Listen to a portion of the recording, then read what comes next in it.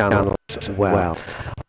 Alongside me in the commentary box is Sally Bentley-Reid. Afternoon to you, Sal. Afternoon, Dan. Well, the toss happened about 10 minutes or so ago, and Sally was watching like a hawk. She's bringing us all the news from the toss and the team. Sal. Thanks, Dan. So Lancashire did win the toss and decided to bat first on this very sunny afternoon here at New Road. The teams lining up this afternoon are for the Worcestershire Rapids, number 15, Brett D'Oliveira, number 99, Ricky Vessels, Rapids captain number 8, Moeen Ali, number 2, Jake Libby, number 44, Ross Whiteley, Rapids wicketkeeper number 10, Ben Cox, number 30, Ed Barnard, number 7, Ben Dorshus, number 18 is Shodi, number 31 Charlie Morris, and the one change for the Rapids this afternoon is number 22 Dylan Pennington comes in for Josh Tongue to play his first T20 match of the season. Yeah, I know Worcestershire in one way it's been quite difficult to change a winning side. You think why would they? But they've done it in the county championship. They've rotated their bowlers in particular. Whether there's one eye maybe on Josh Tongue's workload as well. But nevertheless, Dylan Pennington gets his chance. He does, and I think, like you say, perhaps mixing up, there's 14 group games. Dylan Pennington made his debut in 2018, he got 21 wickets in the T20 career so far, and I think Worcestershire have got a lot of fast bowlers to choose from, so it's fairly much like for them.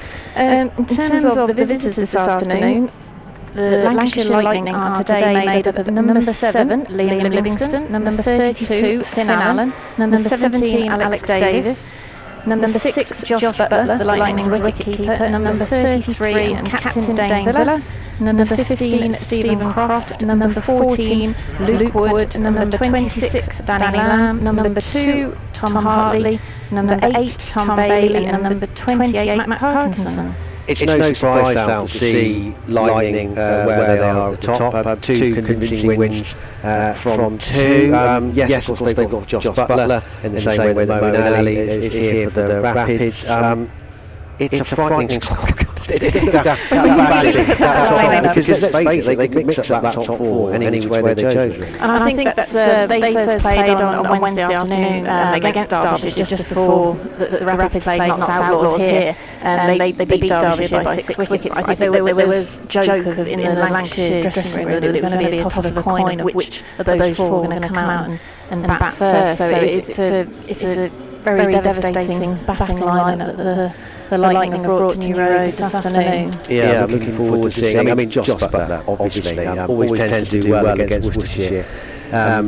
But Finn Allen has been making some headlines. He's a young man, New Zealand international. He's fairly new to T20 as well, isn't he? He is, and I think the talk of Lancashire was even Liam Livingston was said that he wanted to just get down the other end and watch Allen bat, and also the ferocity with which he hits the ball. People have commented on that, like you say, for a young player, that he's making his way with Lancashire Lightning in his debut on Wednesday for them. He made 29 on 13 balls, with Livingston making 94 on 58 afternoon. So I think we might have to watch out where we're sitting. Yeah, we might do. They hit some flat sixes. We near the score box. We could be in some trouble. Obviously, Matt Parkinson as well, terrific performer in white cricket. In Lancashire's side, doesn't appear to be too many, if any. From your point of view, I always liked Luke Wood when he played down here a few years ago. And he's fondly remembered what we did in 2018. Yeah, I think one of those players who's been out on loan a couple of times, but also at the time I'm offered Worcestershire with that left arm, and that sort of brings a real passion to his cricket, I think. So he'd be one to watch this afternoon in terms of when the Rapids are batting. But I think hopefully they'll at least know a little bit what to expect from him. Should do. Useful with the bat as well, like you say. So Lancashire win the toss. They will bat first. So Worcestershire still haven't won a toss so far in this year's Vitality Blast. But they were in the field first, and they should go into this game with a high degree of confidence, I reckon, after the heroics, the late drama. Where did that result come from? On Wednesday night against the defending champions in Nottinghamshire in T20 cricket. So understandably, that gave them some real bounce going into their trip to Wantage Road 48 hours later, where they turned in an outstanding all-round to the Silverbacks. Flicked away, should be 4, and is. First boundary of the innings. He's bowling. Might have been a little bit of an inside edge. Top of off for Sanderson. Uppish, but safe. Finds the boundary in extra cover. Wasn't quite timed by Moeen Ali, but he'll take it. So he might get a chance. Or you might get hit for 4. Just like that. What do you say? Width for Moeen Ali? Older generation bringing on the new. Catch it! D'Oliveira tries to break the shackles, and he has. Ball has gone out of the park. And that is the first 6 of the innings. 47 for 1 from 7. Oh, that's out of the ground as well. D'Oliveira has made up. 150, 180. Well, Moeen Ali. Beautiful arcing swing of the bat, and that's gone all the way for 6. Straight up in the air. Third man is interested, but I think that might have gone all the way as well. Very difficult to tell from our position. 150, 180 yards away in the pod, but that might have carried downwind. It's not a long hit down there, the straight boundaries. It has, it's gone all the way. Downwind and downtown from Moeen Ali. It's another expensive over, 19 from it. Make that 6 more. That has gone out of the ground. Absolutely massive. Almost like he was waiting for it. He was sat back. What an innings from the skipper. Plays it slightly. You see the bat on the ground. That's what he does against spin. And it's very different when he's facing seam. His bat is up. It's almost like he gets his rhythm from the bat down against the spinner. And then he gets his rhythm with the bat up against the seamer, waiting for the shorter ball. But that's brilliant innings from Moeen Ali. Catch it. Not got it. Should be taken. Simple catch. Yeah, very easy. Well, he didn't miss time much throughout a beautiful innings, but he hasn't found the middle of the bat on that occasion. Panesar era. Catch it. Catch it. Oh, nearly. It was a tempter. It really was. It was hard in mouth. Not quite sure that he had enough of it. Yeah, excellent. Just outthought him, just knew it was going to be full, and got in position early. That's why it's so difficult, isn't it, for you bowlers? What do you do now? Edged. Well, whatever the plan was, it's worked. It's back to length. Length has worked on this pitch. There's a little bit of carry. Gone up a long way. Not a big boundary, and it's got enough. And they needed that, really. It was a good phase for the Steelbacks. We're through 15 now, 139 for 3. Probably the right decision from umpire Robinson. Catch it. Catch it. Manoeuvring it into space. Now, is there enough on it? Yes, there is. Go all the way. It's a clever shot from Libby. It's a really clean strike. It really is from Whiteley. Bowling. Won't get a chance to get Whiteley on strike. Perfectly bowled Yorker from Tom Taylor. Cross seam, a little bit wide of the crease, angled in at leg stump. Hit the base of it.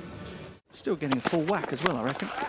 Well, Whiteley goes, or attempts to go big, and he succumbs out in the deep. Oh, and he's made use of it already. That is a clean, crisp strike from Cox. Could be straight down the throat of Long On, and it's 2 for 9.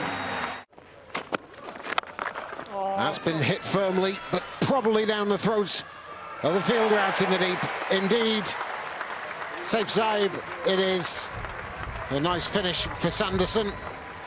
He finishes with 3 for 21, but Worcestershire probably content. 185 for 7. Gone! First ball, what a catch! It was reactionary from Brett D'Oliveira, straight to him, but he had to be aware. Oh, it's delightful. Sublime looking drive from Rossington.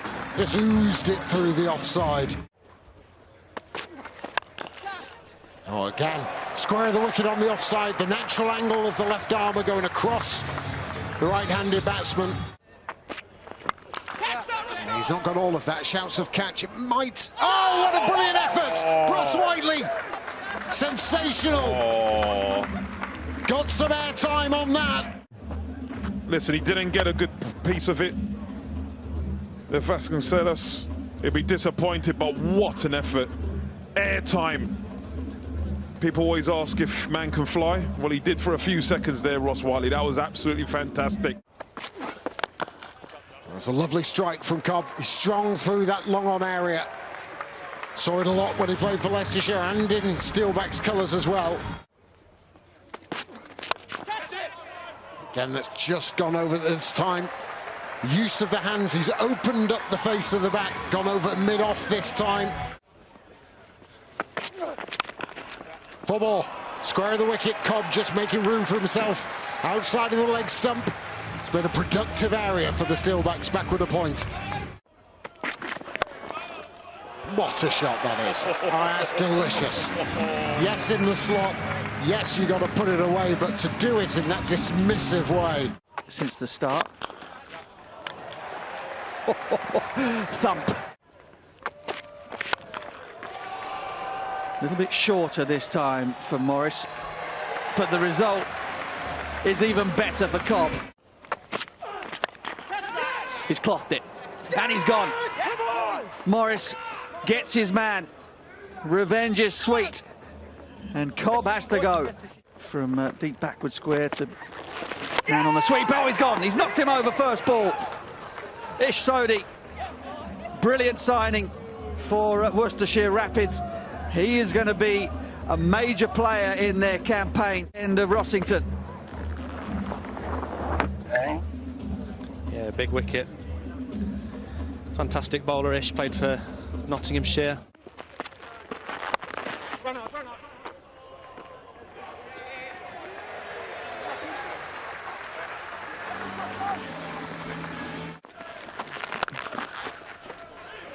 Well, short and powered away off the back foot again from Rob Keogh. Catch it! Oh! It's gone straight. It's bisected the fielders perfectly. A welcome boundary. Wayne Parnell, the striker, end of the 11th over, 85 for 4. I was frightened to get out myself for him. Hey! Whip the bails off. Parnell goes. No need for a third umpire. And so he's going to continue to bowl himself. No width. Looking for width, not there. Good work. Excellent work. Sort of building pressure, Moeen, and then... Catch that, Ross. Yeah! Well taken. Very well taken. They don't drop much. Ben Dorshus this time.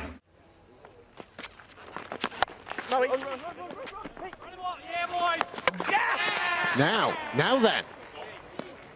Gone. Oh. Cheeky. Very cheeky from Saif Zaib. Oh, pick the bones out of that. That's gone all the way. Or maybe not. Fielder signalling 4. Zaib with 3 boundaries on the bounce.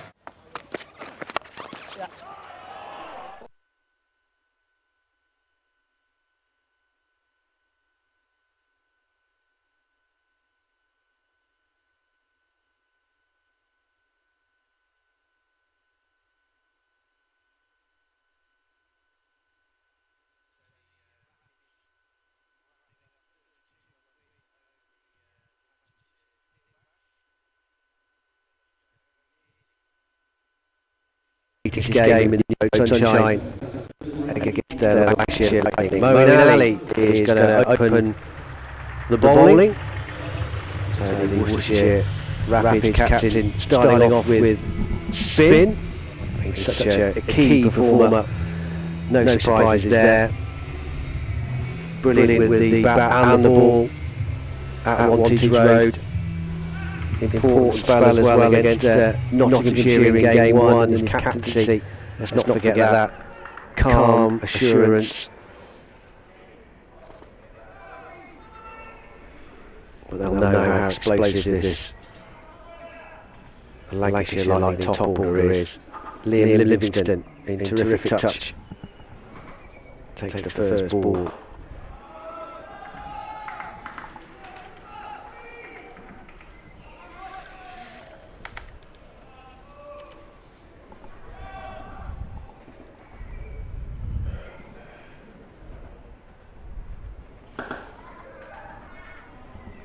Still no run here, smart work from Brett Oliveira.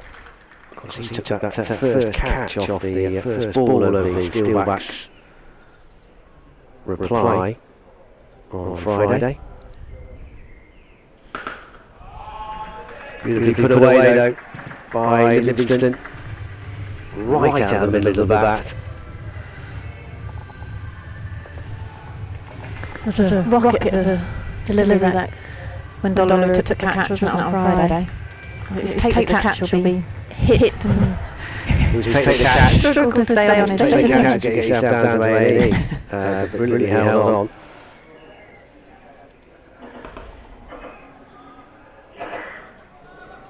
Just enough room to push it out for another run. So now then, Finn Allen.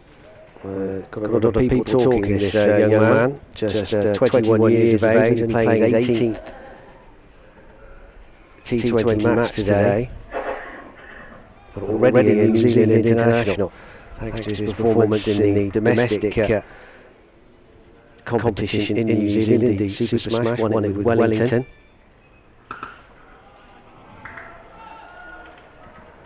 Tidy start, isn't it, from Moeen Ali? Yeah, we'll be aware of the power of these two and what they've done so far. In the air, but well short. Fielder of the moment, Ross Whiteley down there at deep square leg. End of the first over. 6 runs coming from it. 2 incredible catches in the competition so far from Ross Whiteley, one in each game. Diving forward, and they really do make a difference in these short format matches. Yeah, I wonder if he does lollipop catches, that's the thing. It's all very well these full-length dives, they look great, don't they? You want to just touch him a ball, don't you? You can catch it from about 10 metres away. They need to catch a dolly. But yeah, wonderful stuff. Ben Dorshus is going to open up from the new road end. Finn Allen is on strike for this over, or the start of it. Dorshus, who hasn't had a wicket yet. And hit the pad of Allen, no run. Well, understandably, the nervous start, didn't he, against the Outlaws. First trip ever to England. It's come with a big reputation, you know about that, with his performances in the Big Bash. He's a reigning champion with the Sydney Sixers. But he's taken his time to settle, and I guess that's expected. And very much better, I thought, in his second spell, particularly on Friday night. Allen. Wide delivery and clubs this away, and it will go for 4 down the ground. Moeen Ali goes to retrieve the ball. I've done him a disservice, and he took 1 wicket in the Northants, but he did go for 37 runs from those 4 overs. Had a catch dropped as well, didn't he? Yes. The only blemish so far, I think, on the Rapid's impeccable standards in the field. And I think you'd have expected the vessel to take that catch, really.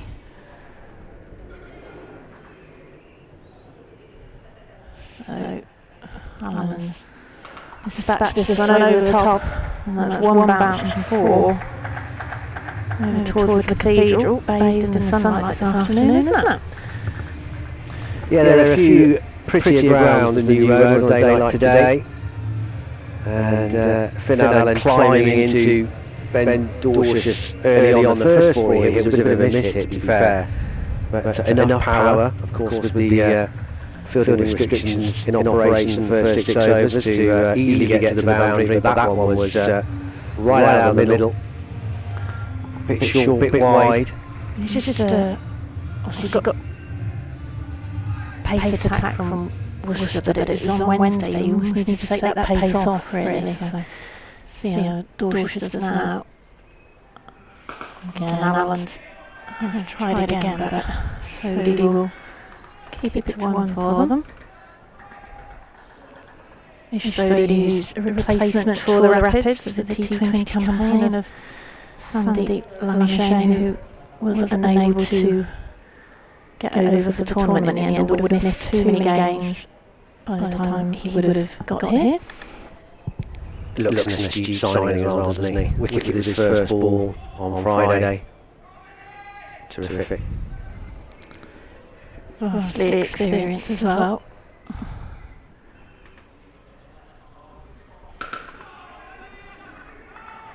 Livingston this time plays at the offside.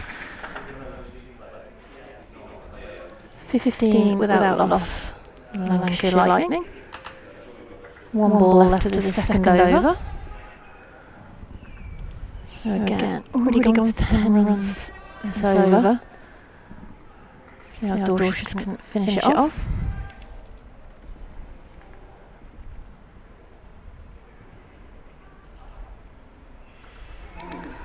And it should get the wicket. He does, the wicket of Finn Allen. Straightforward catch in the end. Taken short third man. And the Rapids have their first wicket, getting rid of the dangerous Finn Allen for 10. Safe hands, Charlie Morris on the edge of the circle there.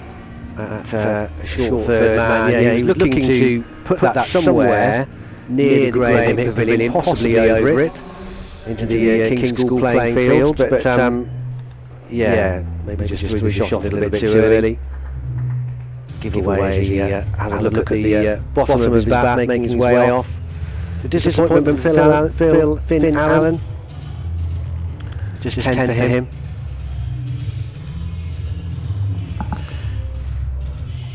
Maybe this would be the settling game for Dorsh, as you say. First time playing in England.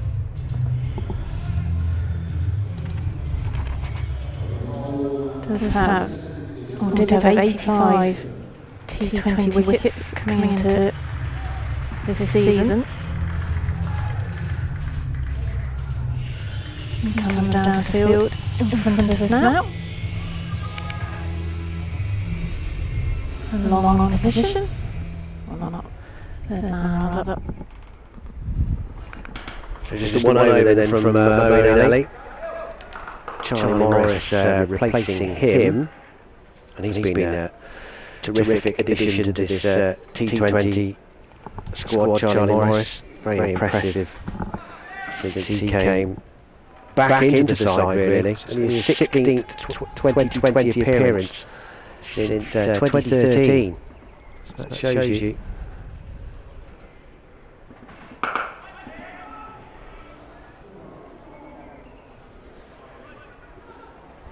That was a bit too far for Ross to get the dive out of that catch.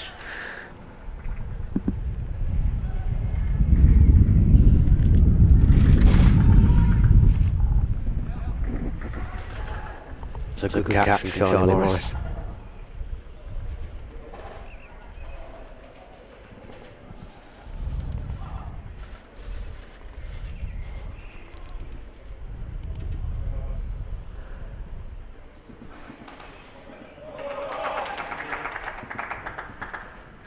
Davis is away.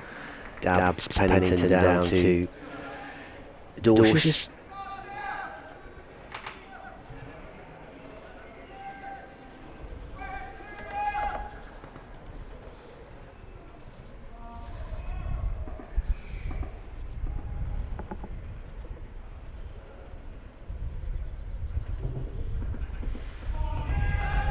swing and a miss from Livingston, and eyeing up that leg side area.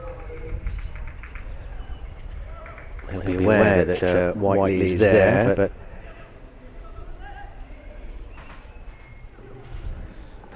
he's really square, isn't he, Whiteley, on that boundary. A lot of space still for Livingston to hit into. And Moeen has seen what he's trying to do there, tweak the field. Dorsh's up into the circle. Short third man. Another man dropped out into that position which Livingston was eyeing up in that last over.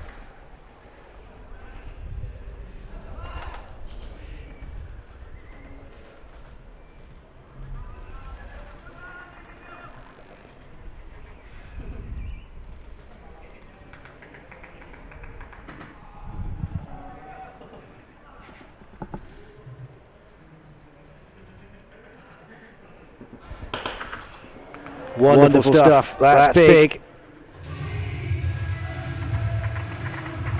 First 6 of the power play of the match. And look at the toe of Liam Livingston's bat seems to indicate he didn't quite catch that straight out of the screw. So goodness only knows where that would have gone if he'd middled it. Safely out of the ground, I think.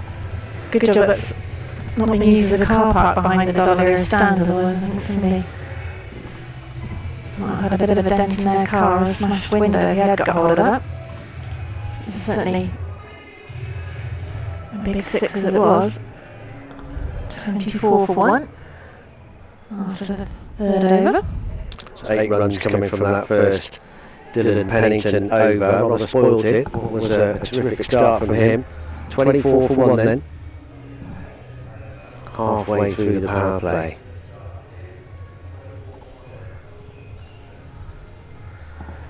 Dorsh's is going to bowl his second over on the new road end again.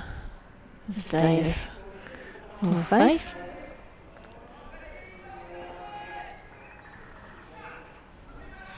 This is probably a better start from Dorsh's than the first 2 games they played already. The Rapids coming into this with the tie and the wind behind them.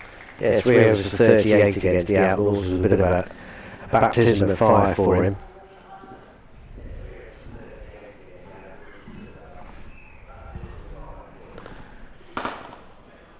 Again, no runners. Libby close in, stopping any chance of quick singles.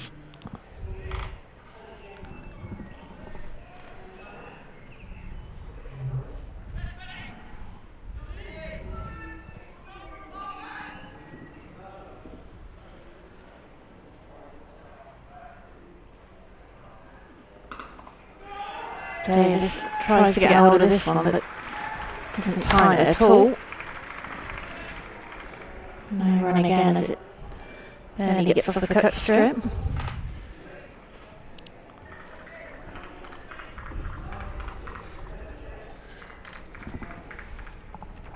Well, Alex Davis will be keen to get going here. He's had a pretty wretched run so far, 0-0 in his 2 innings to date. At least he's off the mark here though.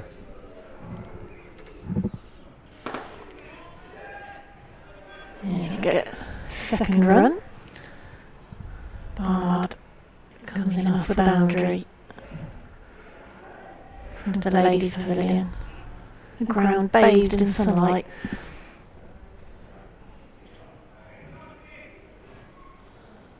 So, good start from the Worcestershire Rapids, keeping Lancashire fairly contained.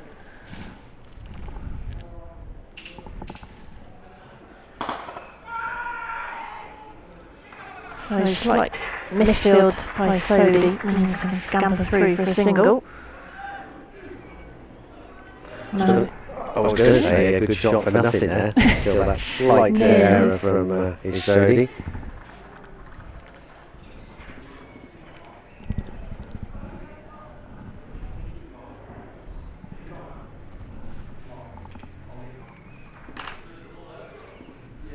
Dorshire to finish his second over.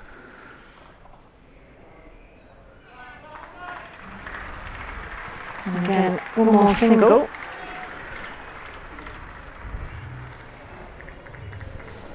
Means just the 3 runs I make that, and that's second over. So as we mentioned, a much stronger start by Dorshire in his second home game for him after a slightly disappointing start on Wednesday.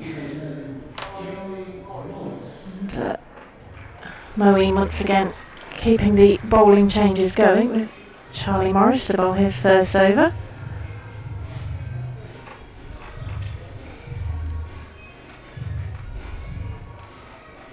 So 1 in, 1 out policy continues at the Diglis end. Pennington off after 1 over.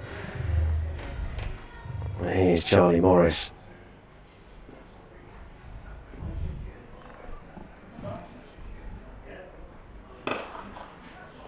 Dispatched with almost contempt from Alex Davis.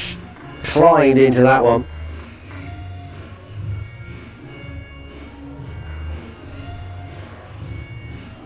I suppose it's partly done, isn't it, so nobody settles as well against different batsmen, keeping that rotation going, testing out the different bowlers. As long as he gets it straight, it's a safe enough shot as well, isn't it? I know he's got Moeen there at mid-off.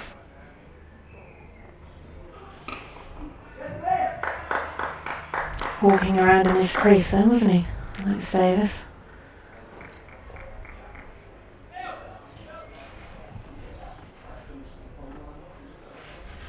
Charlie Morris, he does have the sort of slower ball. He's gradually worked on. He's come more into the T20 format. Yeah, went 3 years between appearances between 2016 and 19. Gone.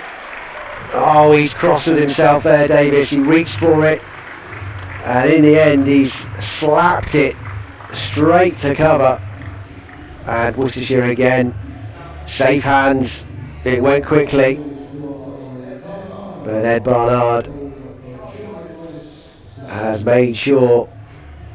And Charlie Morris picks up a wicket in his first over, and the Lightning are wobbling a little bit here. 31 for 2.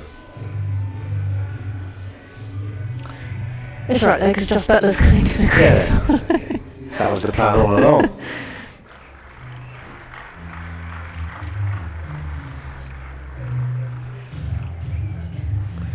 Here he comes then, Josh Butler. Don't want to worry any Rapids fans listening, but he's got more T20 runs against the Rapids than any other domestic side. 350s.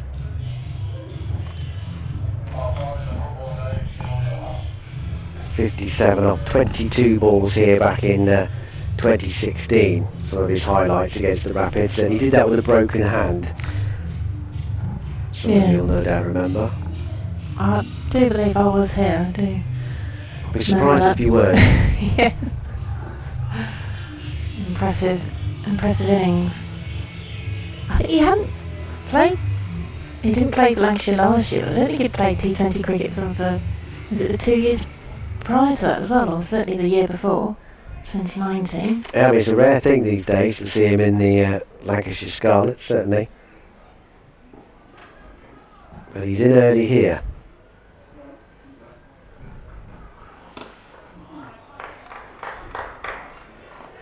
I don't know if it's compared to how the Lancashire fixtures fall, but I was listening to a podcast and there was a guest on it, and he was saying he was hoping to play 6 or 7 games for the Lightning in the T20, whereas I think Moeen Ali might only be around for the sort of 5.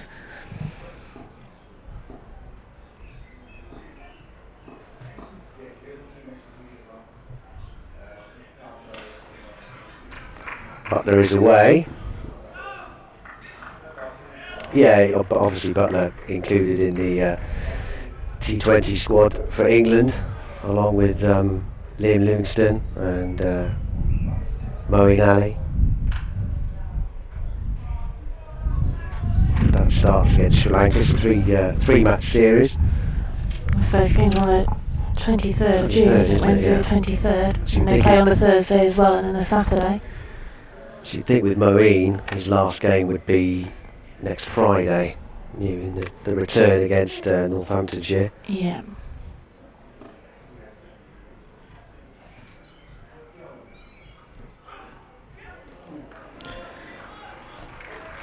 It's good work from Morris. Saw him coming there, Livingston, and then just dropped it a little bit shorter, and Livingston unable to do anything with it. Another one slips by, 32 for 2 at the end of the 5th over. One more 5 over in the runs power off that play. over. Yeah. Yeah, I think they normally meet up with England around 4 or 5 days before. So that would tie in, wouldn't it, that Moeen's last Rapids game, or probably in the group stages, will be the Friday night here. Yeah, and that's obviously a massive question for everybody, is what they do without him for most of the remainder of the tournament.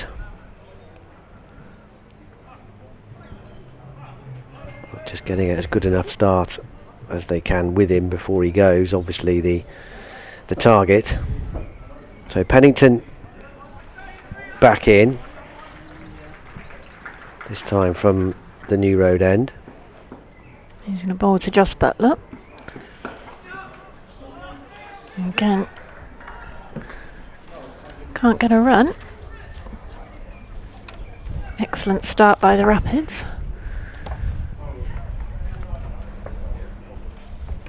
Keeping this dangerous Lancashire batting lineup relatively quiet. 2 wickets down.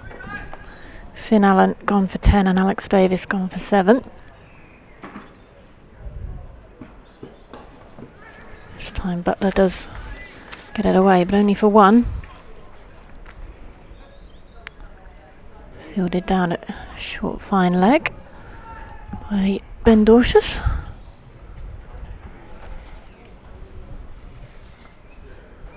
The crowd fairly quiet today. Obviously it's a small crowd in. I think you're around up to 800, but not when everybody's in. This time Livingston smacks it down the ground, wide of Moeen Ali at mid-off, towards Cow Corner, and Barnard scampering round, but couldn't stop that going for 4. I imagine Liam Livingston wants to get on with this somewhat, although they've lost the 2 wickets. He's on 18 from 13.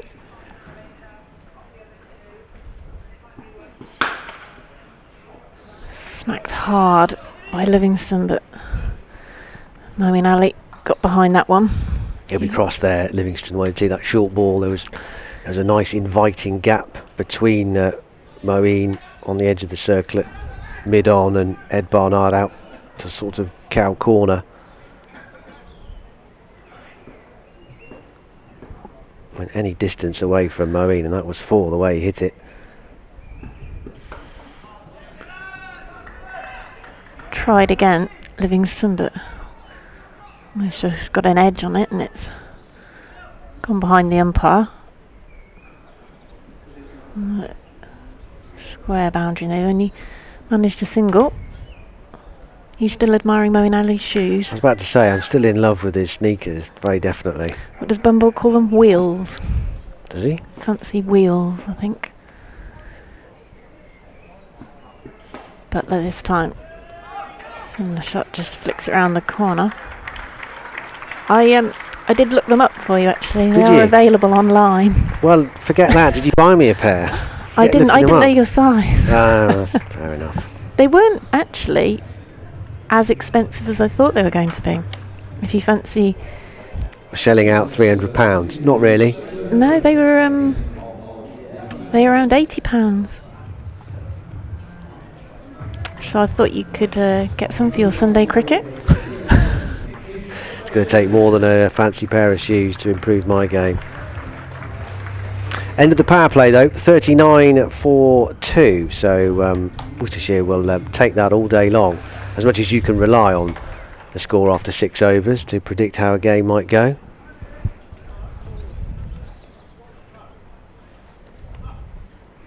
Ish Sodhi. That's a fantastic start. When we said about the Lancashire team, I think Worcestershire will be delighted with that 6 overs.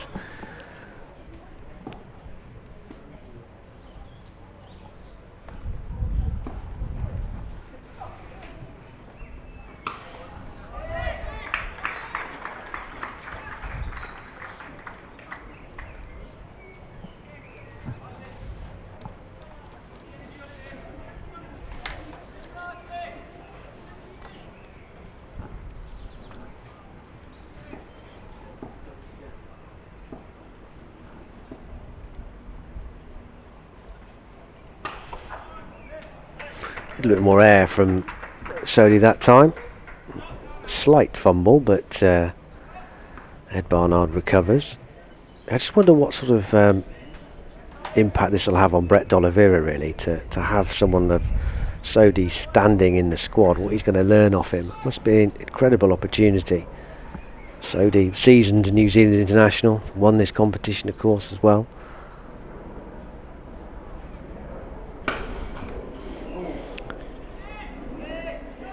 Well, he's but can't quite get out of the way. Livingston almost doing Sri Lanka a bit of a favour there, pummelling his England teammate. That must have hurt. It would, I'm not sure he's too pleased actually. Anyway, very well fielded by Butler. He's still giving his arm a shake, wasn't he? And Livingston was waiting to face that delivery. I think it must have a massive impact on the younger players, having international stars to learn from.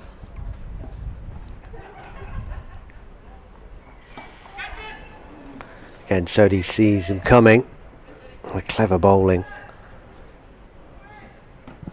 Only the single. And pressure continues here for the Lightning batsman. Can't get it away at the moment. They've been suffocated a little in the power play.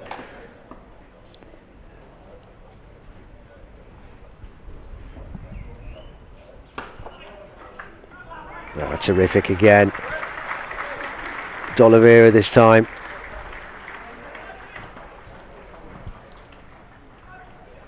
Certainly saved 1 run there, maybe 2. It did come through for a single in the end, but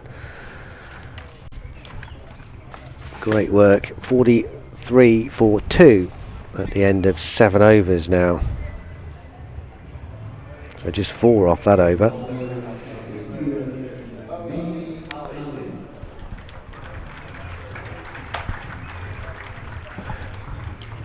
So spin will continue with Moeen Ali going to bowl his 2nd over from the New Road end. He opened the bowling this afternoon, just directing his team into the fielding positions.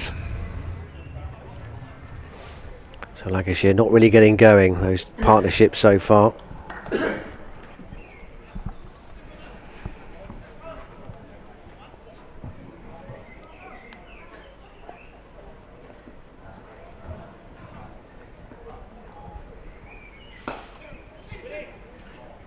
And they were hoping to push for 2, but again, super fielding by the Worcestershire Rapids. Jake Libby fast off that boundary.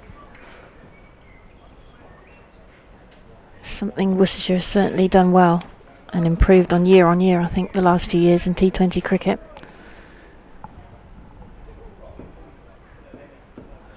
Butler now waits for Moeen, and he's not quite running away for 4. Again, good fielding by Dorcius. He scampered that 2nd. I thought he was going to be bowled at one point then. And he sort of cut it away. Seemed close to the stumps from here. We're on a bit of an angle.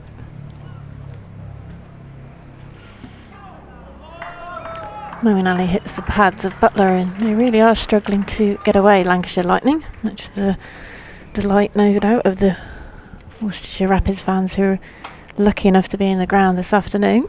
Yeah, well, he'll hate being contained as well, won't he? Butler will be trying his tricks, moving around in the crease, giving the bowlers the charge. Just waiting for that to happen. He does just that this time. Reverse, sweeping it away for 4. As Dan said, he didn't want to be contained, and it was only a matter of time before some of the Butler trickery came out. I mean, it's a full cupboard, isn't it, of Joss Butler's, of his various shots. Brimming. 2 balls in this over, Moeen again to him. This one hit cleanly out through the covers. But again, strong fielding, keeping them to 2. They're still not getting away fully though, are they, even with a boundary and an over. 8 done after this ball from Moeen Ali. Butler comes down to try and meet it, but will only get 1. So 8 overs gone in the Lancashire Lightning innings. They are 53 for 2. So 10 off that over from Moeen.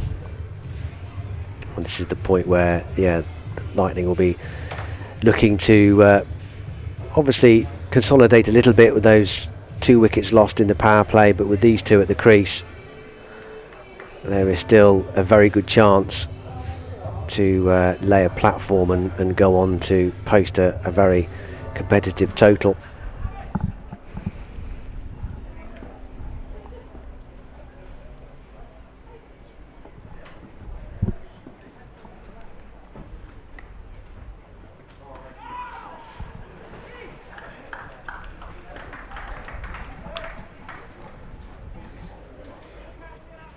Reverse again. That was see how close that was.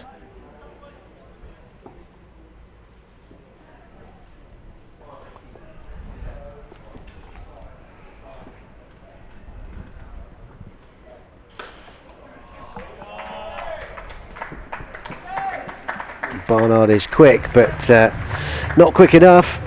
Again, terrific timing and placement, lethal combination. Those incredible wrists as well from Butler. Can just manipulate the ball wherever he wishes.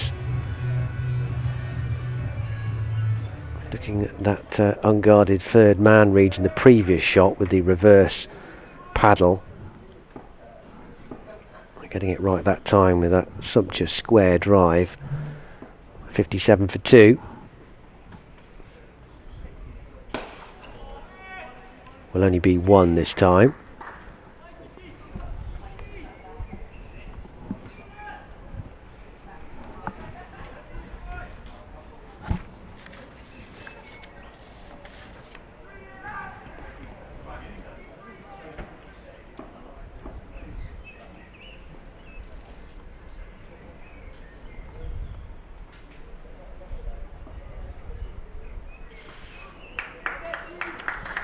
Nice variety again from Sodhi, a bit more air that time.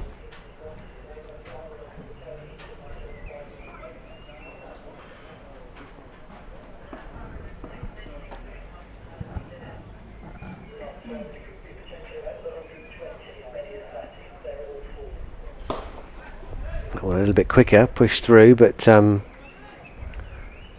nicely dinked by Livingstone. Just a single though.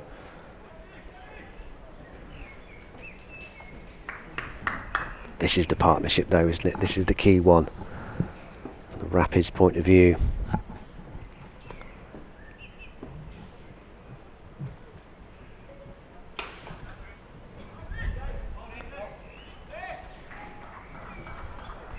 Just got the impending sense that it could explode at any time here. these two.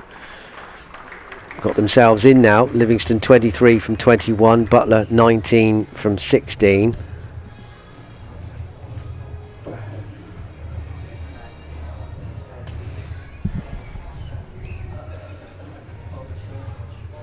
Thought the Lancashire 12th man was a bit eager then with the drinks. Barnard hadn't even finished fielding the ball. Keaton Jennings, one of the 12th men today. As you say, Dan, this is the partnership to break, isn't it? These two, if they're in for another 5-6 overs, that score could rapidly change. Moeen Ali to bowl his 3rd over. This one Butler has to go back to and couldn't really do anything with. Moeen put a bit of extra pace on that one. Seemed to surprise Butler.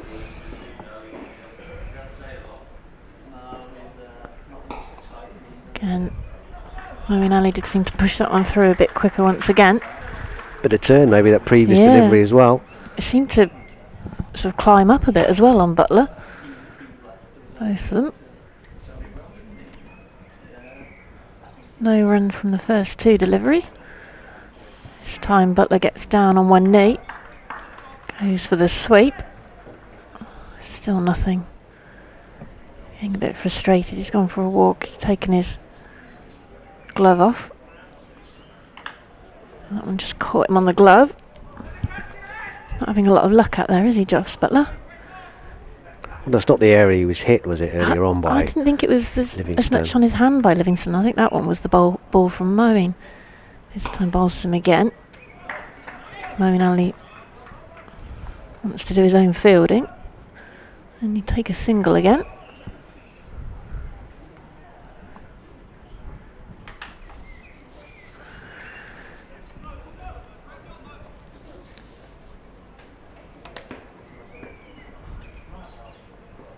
Moeen getting through the over, and this time a bit of width and cut away, but still just the single. Ed Barnard doing the fielding. It's down in front of the Graham Hick Pavilion.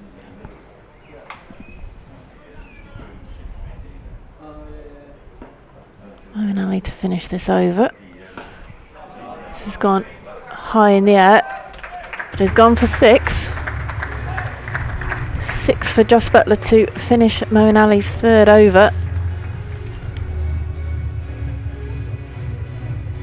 Yeah, shame that for Moeen. Just dropped a little bit too short, and that gave Butler, who's so quick on his feet, time to get into position, get under the ball, and then once that happened, swing through the line and those wrists again, and that was 6 the moment it left his bat, comfortably clearing the rope. So dent to Moeen's figures at the end of that over. 68 for 2 at the halfway point of this Lancashire Lightning first innings. 3 overs for 24 now for Moeen. Leg spinner replacing leg spinner here. Brett Oliveira coming into the attack. Sodhi withdrawn, 2 overs for 11 for him. That was only the second 6 of the innings in 10 overs. Not quite what we were expecting. So all credit to the Rapids for this start.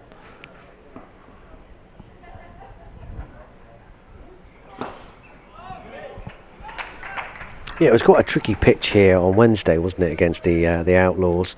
Not easy to score on necessarily. Slow surface. I know Clark and Hales did a pretty good demolition job in the power play, but they lost their way as soon as they were out, really, and the squeeze from Worcestershire in the field with the spinners. It was those middle overs, wasn't it? Well, Worcestershire put the pressure on and breaking those partnerships. On Friday, a similar sort of story. So I wondered whether the score at Wantage Road was going to be enough. That did look like a good batting wicket. As you say, this one was a bit slower on Wednesday, but the Notts openers used the pace of the Worcestershire bowlers as well.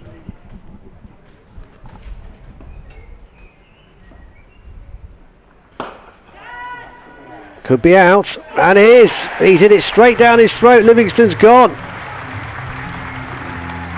And another key part of this celebrated Lancashire top order goes for just 25.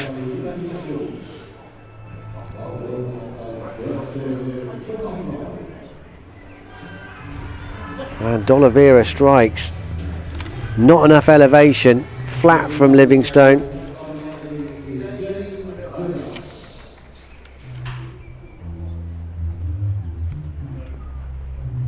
And that brings the captain Dane Villas to the crease. Livingston out for 25 from 26. D'Oliveira's first wicket in the T20 this season. Yeah, rather decent one to get.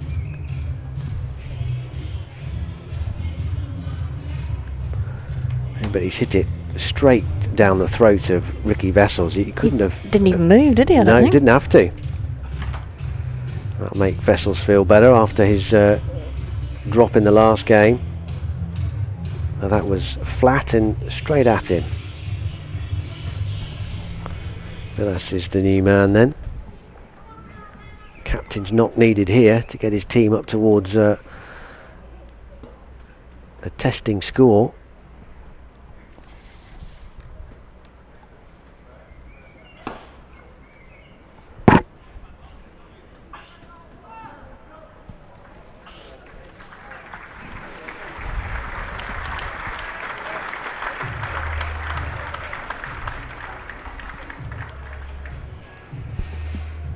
Just 3 from the over from Brett D'Oliveira and the wicket. So Worcestershire continue to contain the Lightning, and it's those wickets, isn't it? The wickets and the breaking of the partnerships as well that just keeps that score down even further. Yeah, they're just chipping away at the moment, and Lancashire just can't shake them off. But Butler is still there, 28 from 23. Ed Barnard is going to come into bowl what is just his 3rd over in T20 this season, 1 in each game until this point.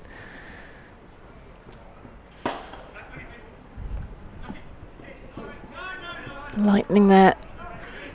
Villas was after 2 runs, but Vessels again, as Worcestershire are sharp off the mark in the field.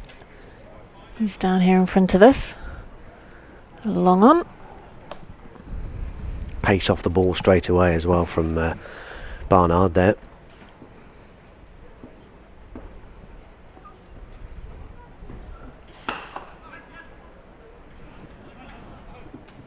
Again, Barnard keen to go back to his mark and get on with his bowling. He's got a number of sort of variations, hasn't he, with the pace, said Barnard, to mix it up. Mix up those deliveries. Villas this time. Repeat, but didn't quite connect with it as well that time. And it's just another single.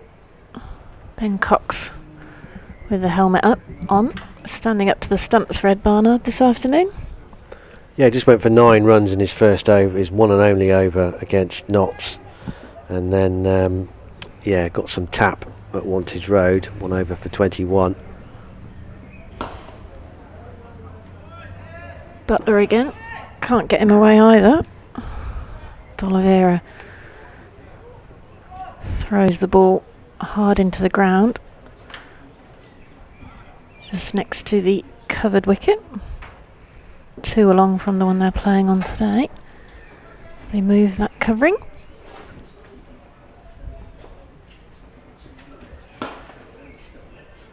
Will be an exact replica from Villas this time, as again they can't get Barnard fully away. It's a series of singles.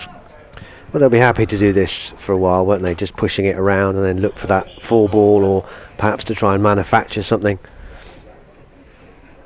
I mean, with Butler, I mean, anything's possible, isn't it?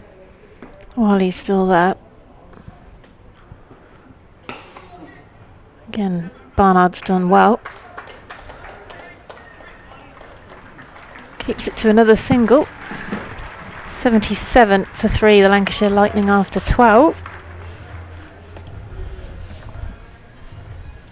And 6 off this first over.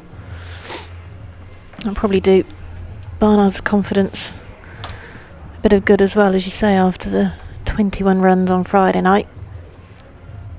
And just the 1 over. Well, yeah, he's key man, isn't he, for this Rapid side, whether it's with the ball or the bat or in the field. He's already taken 1 catch today. If one of his suits is not quite firing, then he's got the other 2 to fall back on. Very much an all-rounder.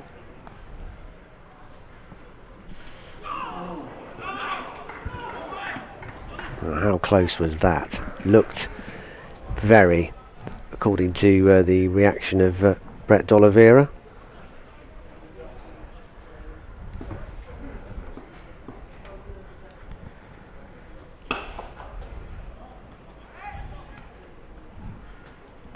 Trademark whip of Butler as well. It's the speed, isn't it? The speed of the hands. Yeah. It's the hands and the wrists that allow him just to put it where he wants.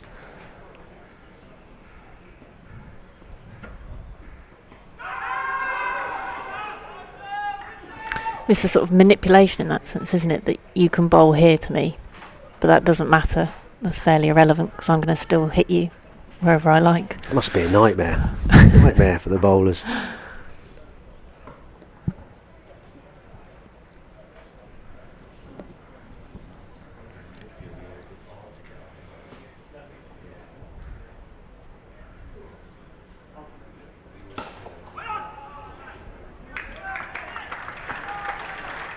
That's what makes you a good hockey player as well, I suppose, isn't it? Those hands and wrists and the speed, as Butler is.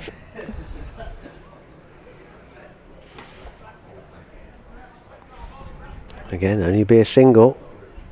Squeeze continues. It looks a difficult pitch, in fairness to Lightning. It's not coming on. It's quite hard work to look comfortable. It keeps a bit low.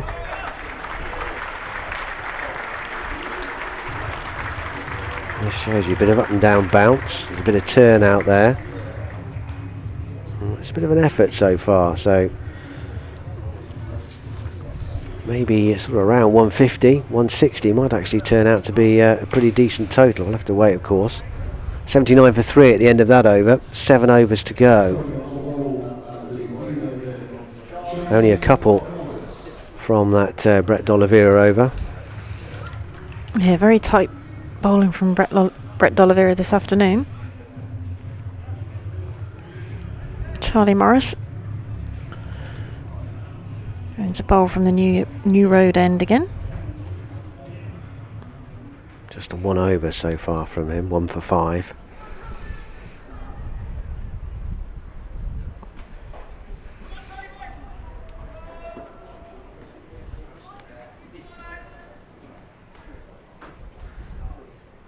Dane Villas on 5 at the moment. And to wait for that one slightly from Morris, who's, again, as we were saying earlier, worked on the variations that you need in this format of the game, known for a very consistent line and length in the county championship, but really worked on pace changes and things with the T20. Yeah, he bowls a clever mixture of cutters, doesn't he? Slower balls. Out the back of the hand occasionally. He's got a good change up as well, Morris. He's got a decent bumper. Yeah. And he can push it through at good pace as well. So he's got the tools, and he seems to be relishing in this late entry into the T20 fray for the Rapids.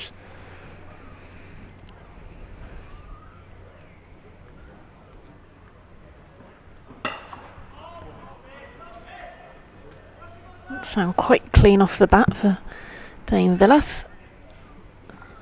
Libby tidies up. Down, getting a bit of shade, just slightly under the chestnut tree. The lonely chestnut tree now these days, just sadly. The one. Yeah, I think Morris certainly showed that, didn't he, in that quarter-final down at Hove. As you say, not always included in early years. This one beats D'Oliveira though, and will not quite go away for 4. Fantastic fielding again by Ross Whiteley. Really does set the bar very high, doesn't he? Yeah, I mean, for a man of his physique, he is incredibly athletic. Saw that in his catches, but also his groundwork, his speed. It's that pace over the ground, isn't it, to even get to that position to then field the ball. Yeah, terrific work again.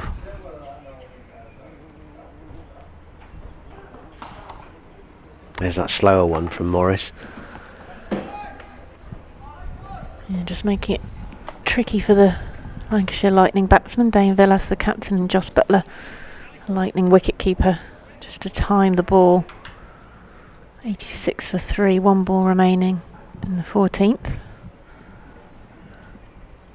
7 off it so far.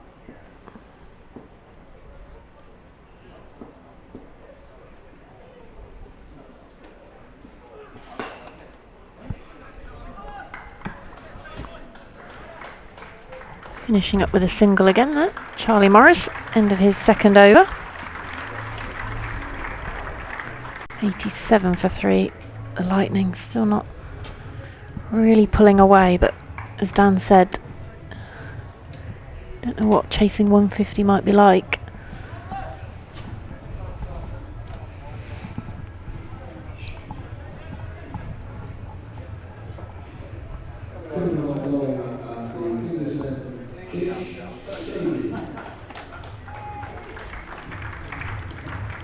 Two overs for 11 for Sodhi. 6 overs remaining.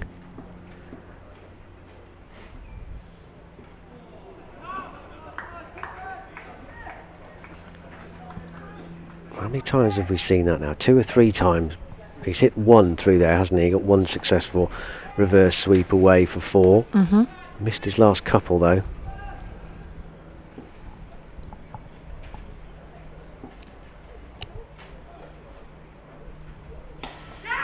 And this could be out. Oh, nearly.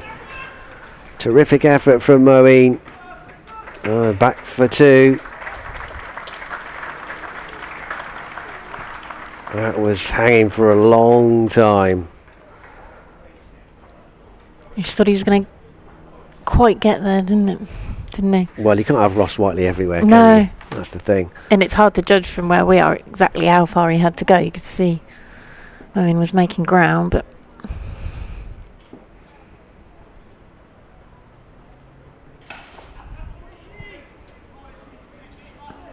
yeah, it just shows you. I mean, if Butler's playing false shots in terms of the timing of the ball, and that tells you a bit about the difficulty of the surface, or the challenge of the surface. So close to getting him there. Up to 40 now. 90 for 3.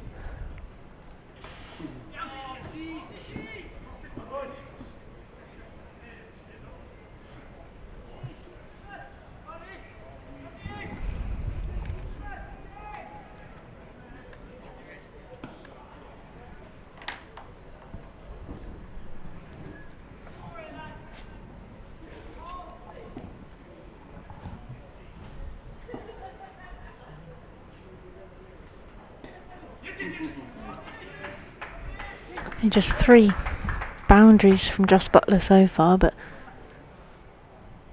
only 9 in the innings in total. Always quite a telling point, isn't it, the boundary count as well.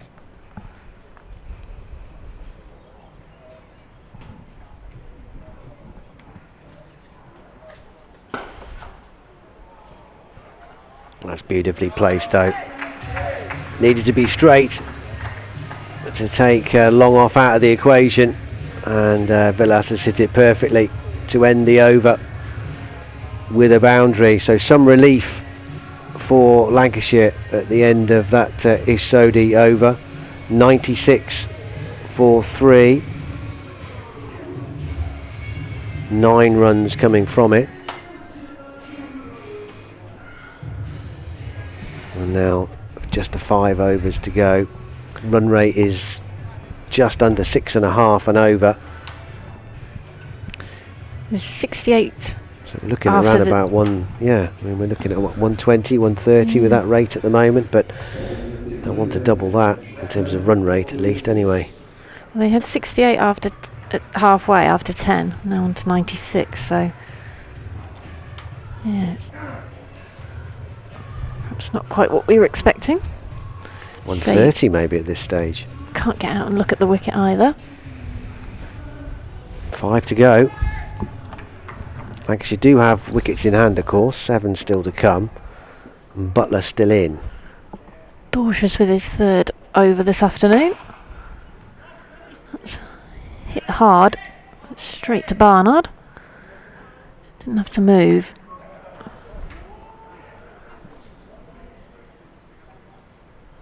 Butler's going to have to get the driver out, isn't he? I mean, I'm not saying he's not trying at the moment, but it's more sedate at the moment, danger. isn't it? 42 from 37.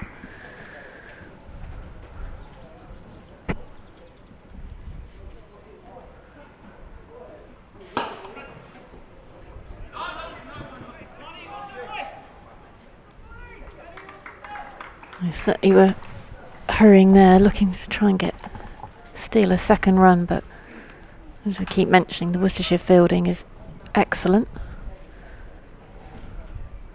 Everyone's quick in off the rope if they're out on the boundary to stop that 2nd run.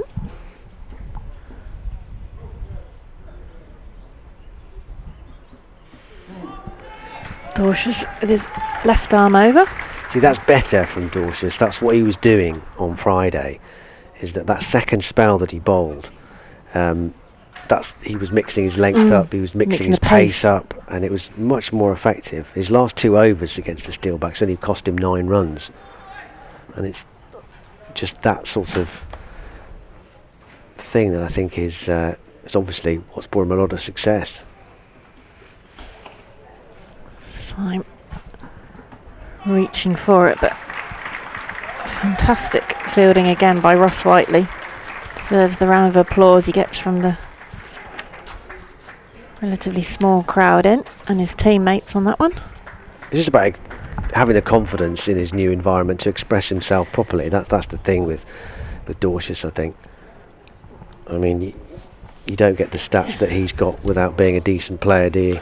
85 wickets at 22 for the Sixers. Well, that's the thing, isn't it? And as we said, it's his first time playing here in England on these wickets. It is going to take a bit of time.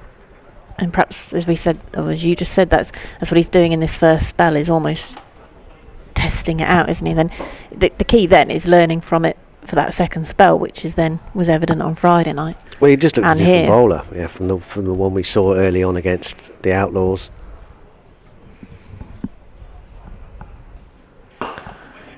Full on the toes there of Villas. Can't get it away.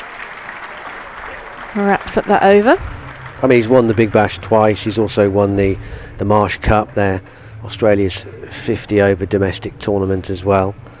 Well, you don't get interested with the final over of a Big Bash final, do you? No. To defend your title, and you're not handed the ball lightly in those circumstances. Was it 3 wickets he took in the final early on in the year as well to win it? Yeah.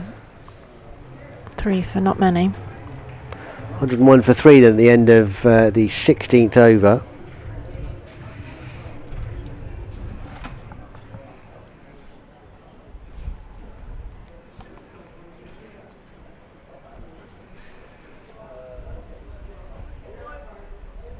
.24 deliveries remain. 100 is up.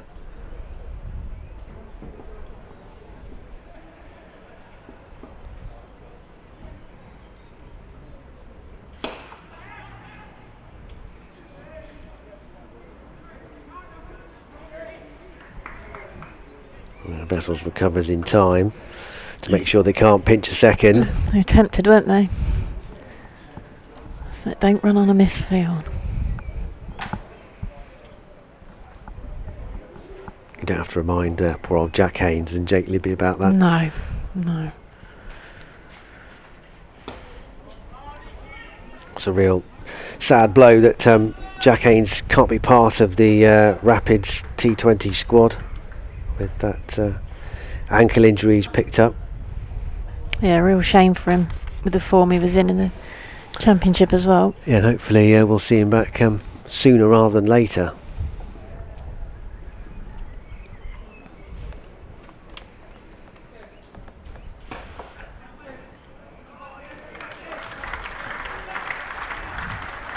But yeah, it didn't sound too good, that injury situation for Jack Haynes.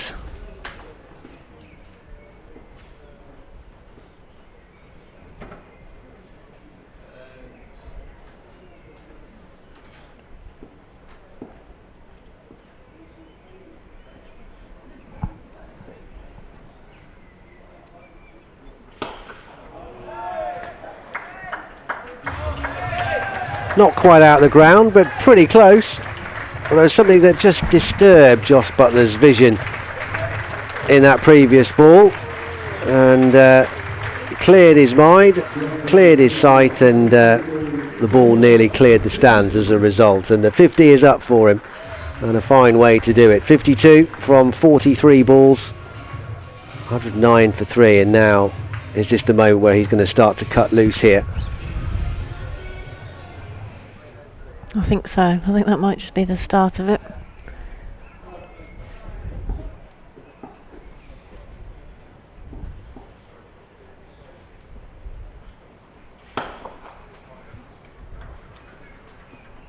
Just a single. They do run the first quickly.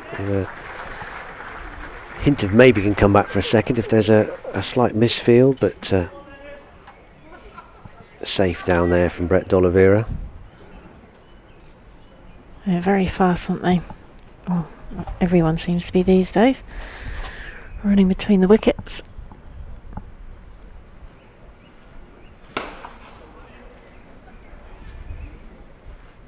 Well fetched in the end from Villas.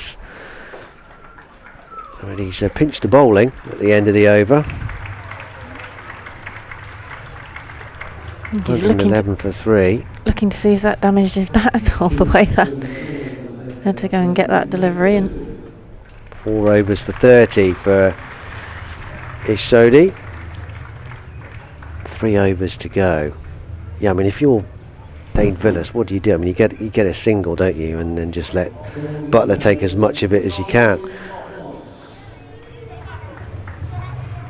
you'd imagine so, wouldn't you? He's out there 53 from 44. Villas run a ball 16. They've just managed to contain well here, the Rapids.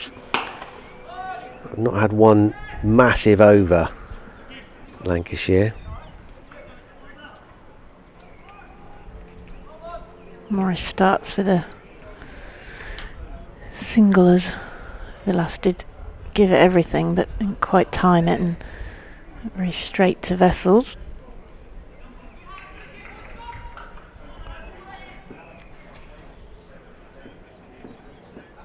See if Butler does take the attack. The answer is yes, except it was down the throat of Brett D'Oliveira. He's dropped it right on the rope. It was travelling to him hard, but although he moved round to his left, you'd expect D'Oliveira to be taking those catches. Well, and expect himself to. In a sense, he's done the hard work, hasn't he? But there's a lot of pressure on that catch. He would have known it's Butler, and he had lots of time to think about that as it was arrowing towards him. He got there, got his hands to it. Morris can try again. Vessels this time has a chance to take it, and he does take it, so that drop from D'Oliveira didn't cost anything in the end, other than the run they took. As Vessels takes the catch to dismiss Josh Butler for 55 from 46 balls. He gets a warm round of applause from the New Road crowd. Yeah, he's got to go for it late in the innings. It's a terrific knock from Josh Butler, a 47th T20 half century for him. But he's not going to be there at the death for Lancashire. So again, crucial momentum leaks away.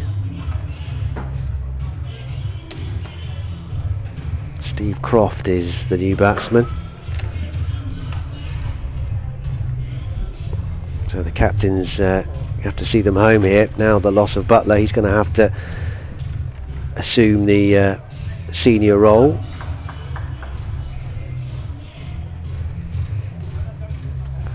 Moeen Ali in quite a conversation with wicketkeeper Ben Cox.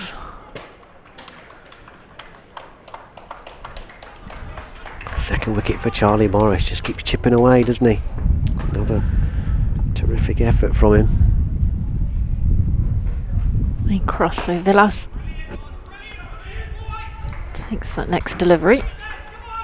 Still another single. Barnard apologising slightly to Ben Cox for that throw. We spoke to Barnard briefly, didn't we, before play, and commenting on the fielding of Worcestershire so far in this Vitality Blast competition. He won't want to talk to you again. Why? Dropped the catches today.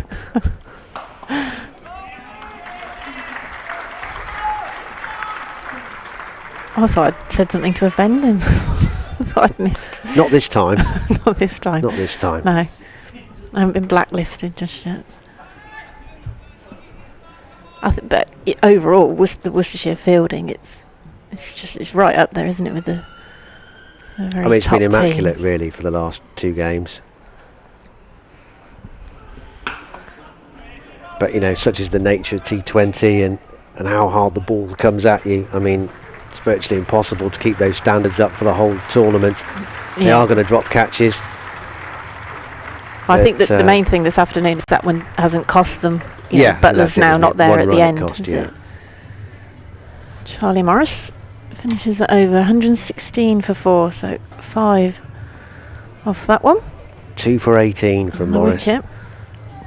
From his 3 overs. Brilliant stuff from him. 2 overs to go. 116. So can they threaten 140 maybe? So 12 balls left.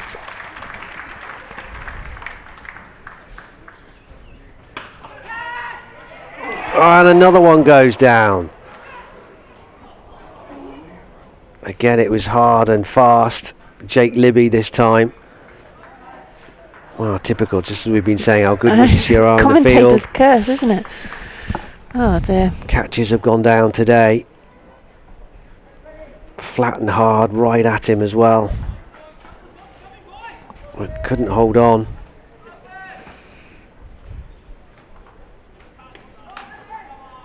It was another case of try and catch it or be hit, really, wasn't it?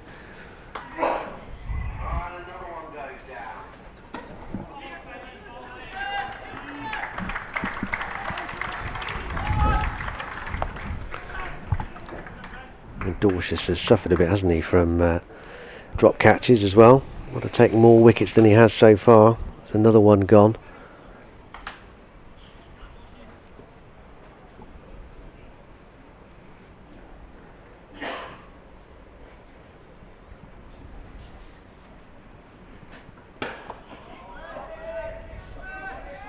But slower this time. D'Oliveira doing the work.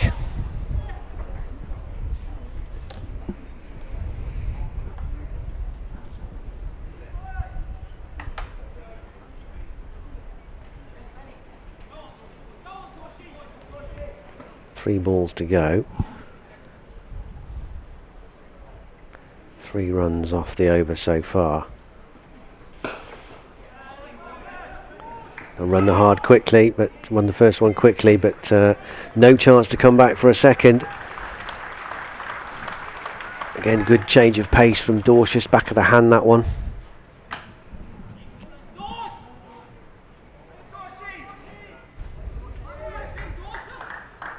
I mean, this is it's good, I think, that he's got the confidence now to try things.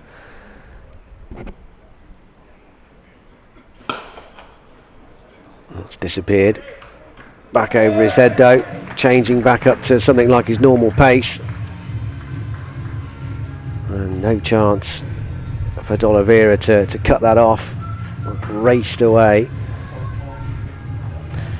That's again a bit like not Tuesday night, Wednesday night, isn't it? That the pace is, that's what's being dispatched. Yeah, kind of in the slot, that one a bit.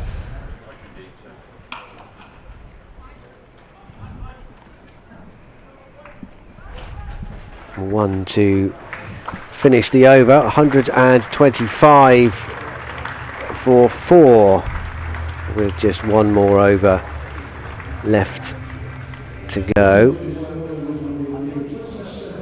27 runs off his 4 overs and 1 wicket.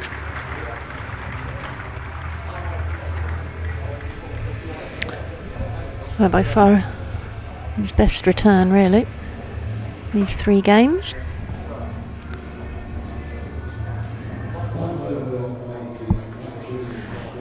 Charlie Morris to end the innings. Bowled the final over this afternoon.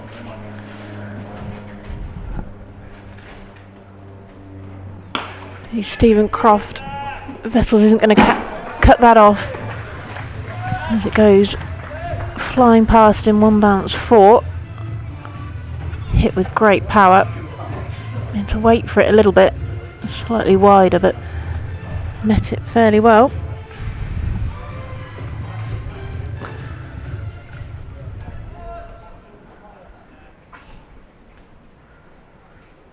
Yeah, again, that combination of power and placement. 2 men were quite close to it, Vessels and Barnard, but neither of them able to do anything about it.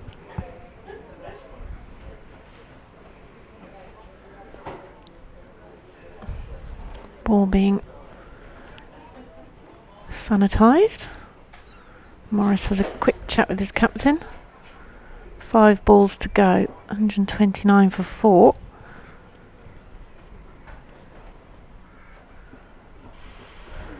Croft tries to repeat that with a big shot out onto the leg side, but dot ball.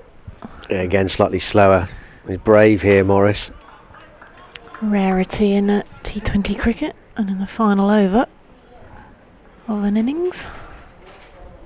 Croft threw the shot too soon. Well, it's clever stuff again.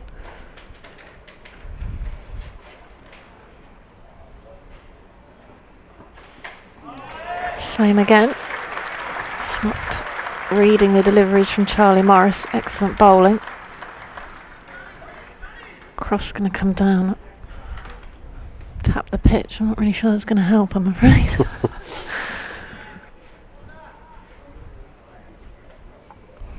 Charlie Morris using his experience to keep the score down in this final over. And slightly wider delivery, but Croft ends up on one knee. He tries to hit that out of New Road. But it's the pace again, isn't it? Yeah. He's just taking it off, and that's what's foxing the batsman here. He's obviously desperate to try and whack it out the park, understandably. Oh, I think that one was going somewhere over the hip. Villas, Lancashire captain, has come down to have a word with him as Croft insistent on prodding the wicket. 2 balls to go. Does get hold of this one, but not cleanly, and not fielded cleanly by Barnard, and they'll come back for a second. They've just been off it today. Just been off that performance on the last 2 days in the field. You blaming my interview again? Well, didn't like to say anything. So Ed, you've been great in the field for 2 games, bar the 1 catch. Can we expect more this afternoon? Still some There is a lot of good fielding and good catches still. Final ball will go for just a single, as Dylan Pennington does do the fielding. Stephen Croft is somewhat frustrated, and Dane Villas probably as well. 132 for 4. Yeah, it's a great final over from Charlie Morris. He's done his job there for his captain and his team. 129 for 4. Always difficult to know exactly the true context of that. The old adage of you can't really learn that until both teams have had a bat, but the body language of the Rapids players as they come off is good. I reckon that's a job well done. If you'd offered them 132 for 4 at the start, I think they probably would have taken that. Yes, Definitely. Butler did some damage with that half century, but other than that, no one really got started. Livingston threatened at the top of the order for a while, but Allen, who's come with a big reputation for a young man early in his career, only making 10. But as you can see there, didn't really have a massive over, Lancashire. Hit 10 a few times, but no more than that. Nothing threatening 15 or more an over, which is what you need occasionally, but that could all be down to the nature of the surface. The bowling figures for Worcestershire: Charlie Morris terrific again, 2 for 25 from his 4 overs. Dorcius again coming back well, and D'Oliveira with the other wicket. There was no rapid acceleration from Lancashire, slow and steady accumulation really, but could yet be a good score, who knows. 132 for 4. So when the Rapids come out, they'll need 133 to win, after restricting Lancashire to 132 for 4. Loading the highlights now. Sorry. Thanks, Al.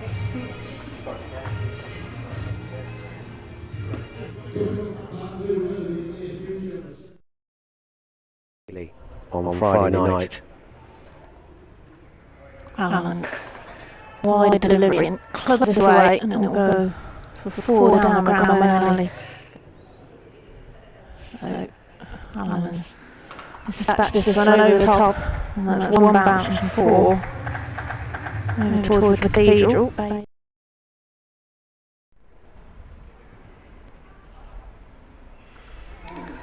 And he should get the wicket. He does, the wicket of Finn Allen. Straightforward catch. Wonderful stuff. That's big. First 6.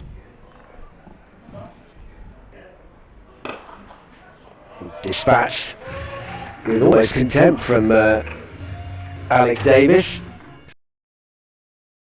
3 years between appearances between 2016 and 19. Can't. Oh, he's crossing himself there, Davis. He reached for it. Just waiting for that to happen. He does just that this time. Reverse sweeping it away for 4.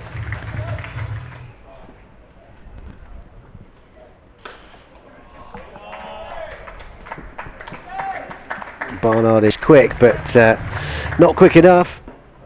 Now I need to finish this over. This has gone high in the air. Just on for 6. 6 for Josh Butler, 2.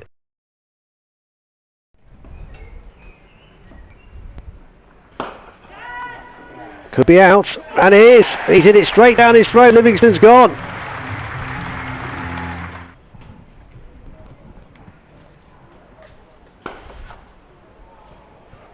That's beautifully placed, though. Needed to be straight. I think it's obviously what's brought him a lot of success.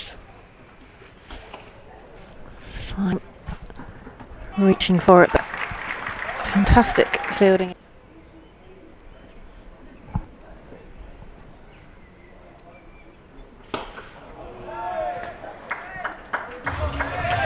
Not quite. His hands to it. Just can try again. Vessel this time has a chance to take it, and he does take it. So that drop from Try things.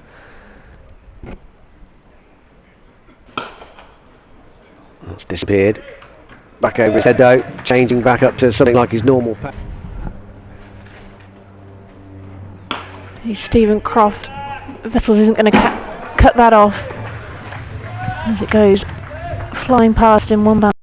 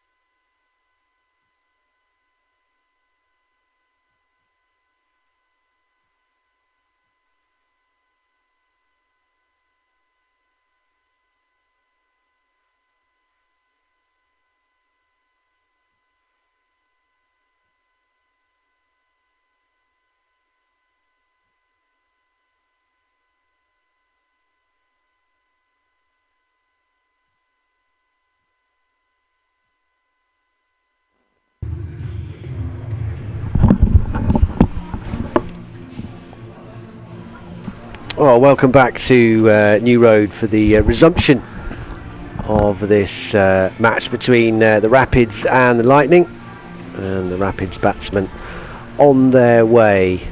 Ricky Vessels and Brett D'Oliveira, tasked with chasing down 133 to beat Lancashire for the first time since beating them in that famous semi-final back in 2018. Lancashire have won the last two that they've played in 2019. Normally a happy hunting ground for them, New Road, but who knows, that total might be a challenging one. It's a slow surface, so you'd think it'd be just as tricky for the Worcestershire batsmen to play their strokes as it was for Lancashire's, but nevertheless Rapids should be feeling suitably confident.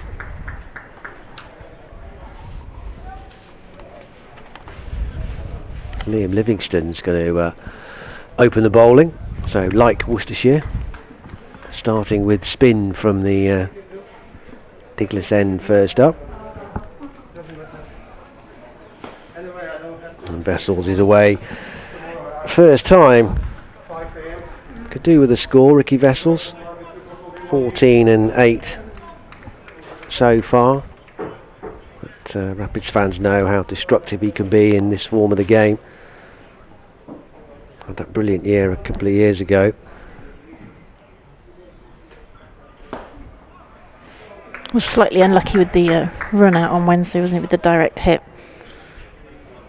Well, in the sense that it was a direct hit, otherwise he would have been home. Yeah, but he was having a decent net before the game this afternoon.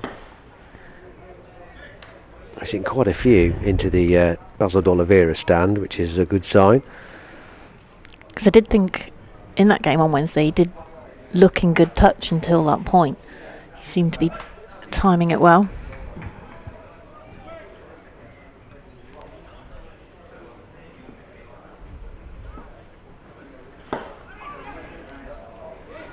Might look for two here, and they'll get them.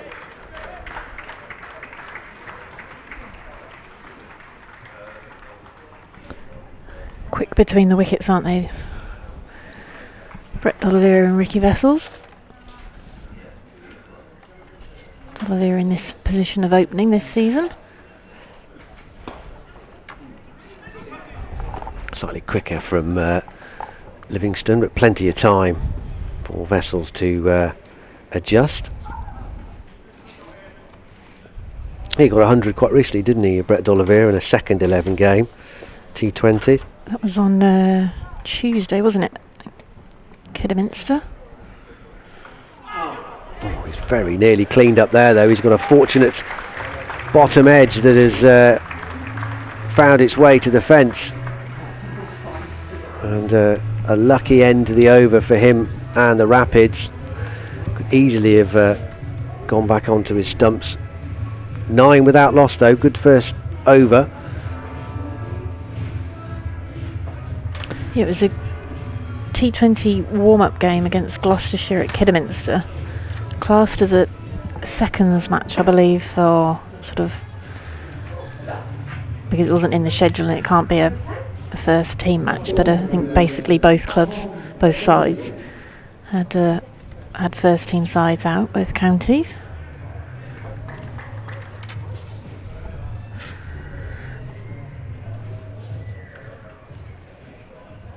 Tom Bailey to bowl the first over from the New Road end.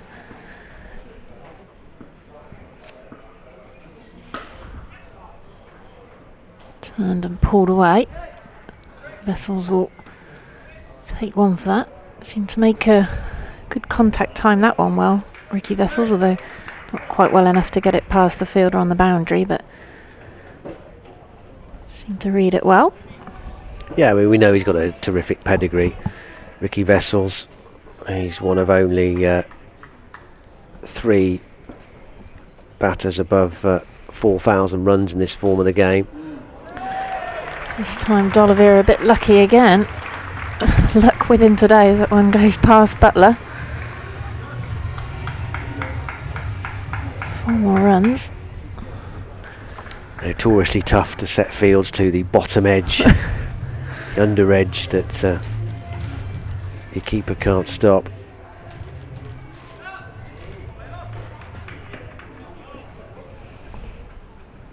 Perfect weapon in the power play.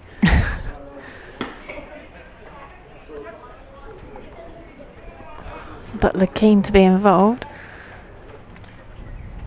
Comes across to the leg side in front of the umpire. Keen for a bit of exercise. Probably all those weeks in hotel rooms, in quarantine, and tired of being cooped up.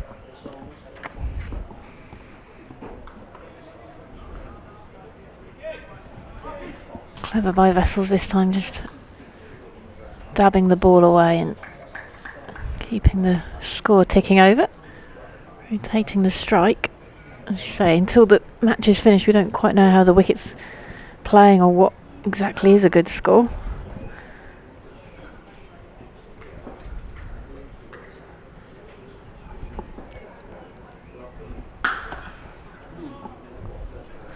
That one struck very hard by Brett D'Oliveira. Had a lovely sound, didn't it? But straight to Livingston at cover. Landry looked at his hand afterwards after he'd thrown it back in.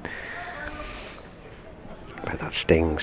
Yeah, that's the one you at least want a bit of contact on rather than any of your fingertips.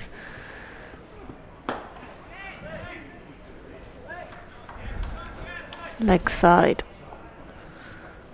It's time for D'Oliveira. And take a single. 2 overs gone, 17 without loss, the Rapids.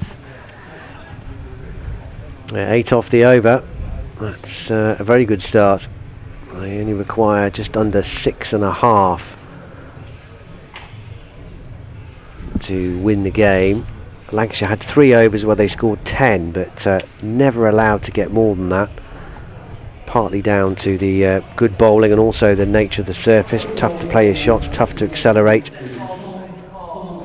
But 12 for no wicket, 17 for no wicket rather, is a very good start indeed. So as is the fashion these days, 1 over and then off. A new bowler comes on, Tom Hartley this time, so continuing the slow option.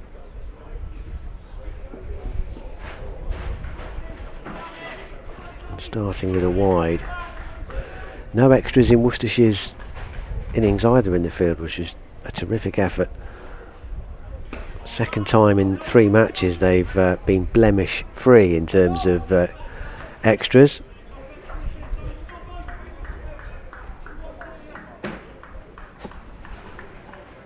I think the first one, the Dorchester wide against Northamptonshire late in the game there was their first one, so most of the first 2 games they've been incredibly disciplined.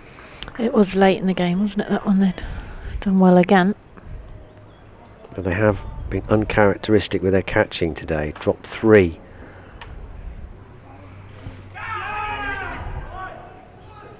Good backing up from D'Oliveira.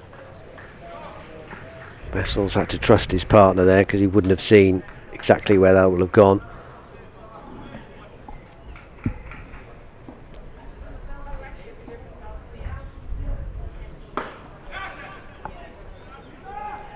I'll be cross there as well because there was time to pick his spot.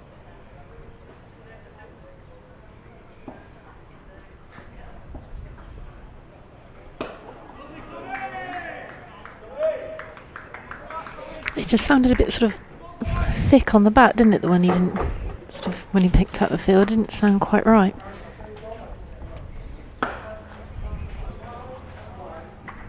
A bit quicker from Hartley.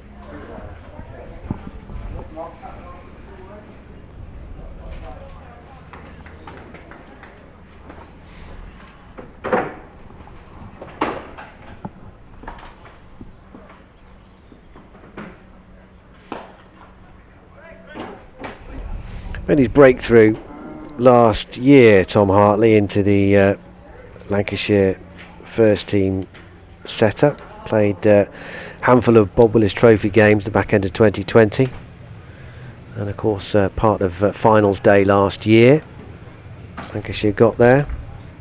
Made his first class debut here against Leicestershire last year as well, when they played here due to COVID-19 restrictions and the situation at the time in Leicester itself.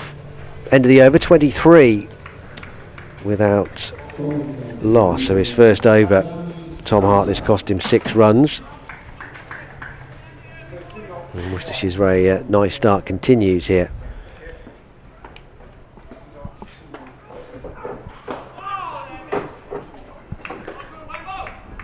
Danny Lamb bowling his 4th over.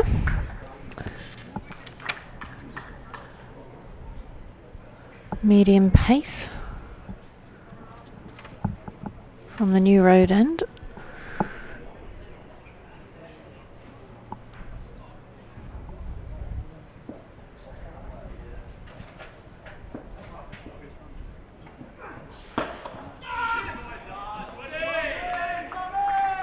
Loud shout of no after D'Oliveira picks up Luke Wood at mid-on. Luke Wood, who was part of the Worcestershire Rapids team in 2018, and they won the Blast.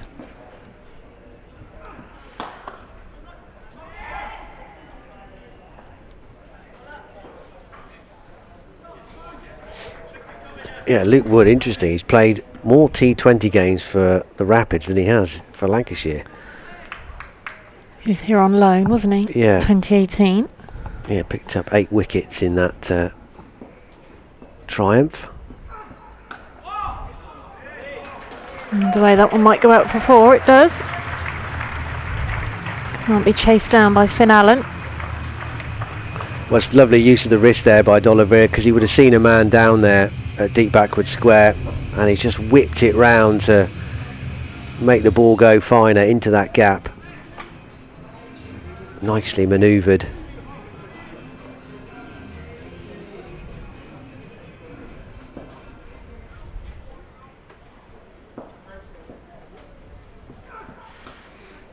He's done it again.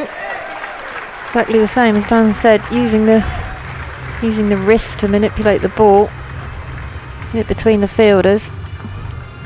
The Rapids move on to 32 without loss. 1 ball still remaining. Well, it's terrific batting, isn't it? Mm. A bit quicker there from Lamb. Premeditated little flick round the corner, but again he's got to be precise with his angles, because Bailey's right on the edge of the circle, so he's got to avoid him and the man at deep backward square. Done it twice now.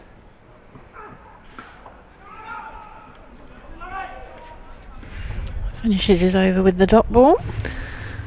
32 without loss, the Rapids after 4. And 9 again. You see, this is what's so handy with this start, is they haven't done anything crazy, haven't taken any huge risks, and already they're well ahead of the run rate, going along at 8s at the moment. They only need just over 6. D'Oliveira had a slightly slower start, didn't he, to his innings on Friday at Northants, before going on to make 43. Sort of a little while to get going, then once he hit that first 6, powered on. Key moment here though, I mean, Wood, left arm variety, another bowler that uses his pace well. His pitch is responsive to take the pace off the ball, bit of seam movement too.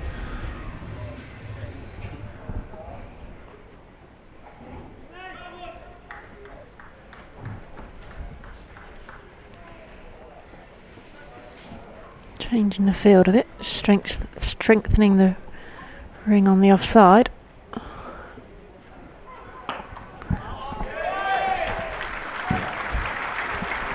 welcome back to New Road. Short and Vessels pirouetting round in a flash and away for 4. He has just picked up the 1 wicket so far in the competition, Luke Wood. Vessels into double figures now. You know, overshadowed a little by D'Oliveira so far, but he's had a fraction of the bowling.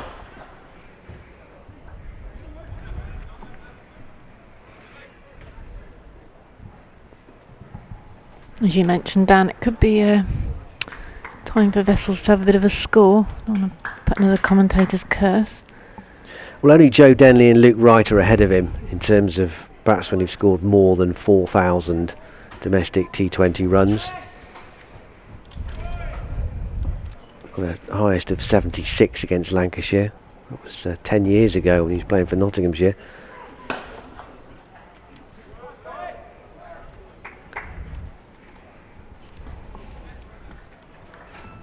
So the evidence is there.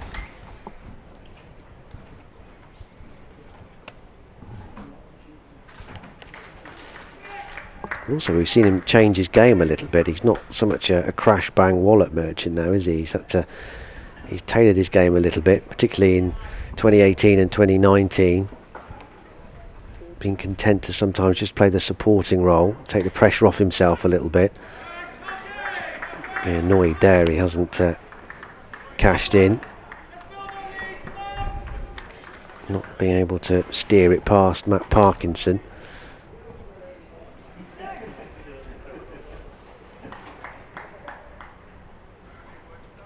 He batted a couple of times with Moeen Ali. Remember, I think it was 2019, where Moeen was going ballistic at the other end, and Vessels just played within himself, quite happy just to let Moeen do his thing. I remember what I think we said about that on the at the time, didn't we? That it was quite a different approach that he sort of took and had to take, really, because that was what was needed in those games, was the supporting role. Yeah, I think it was the quarter-final was one of them that sticks out down at Hove. I mean, unbelievable innings from Moeen, but Vessels' part in that just in danger of going under the radar a bit. D'Oliveira doing his best to use the crease. We've seen a lot of batters do that in the early stages of this season's Vitality Blast in particular, trying to work their way outside leg or towards the offside to try and manufacture a bit more of an angle, upset the bowlers. 39 for no wicket. Worcestershire doing a pretty good job of upsetting the Lightning here. Got themselves to 39 without any alarms at all. Tom Hartley's going to swap ends. His left arm.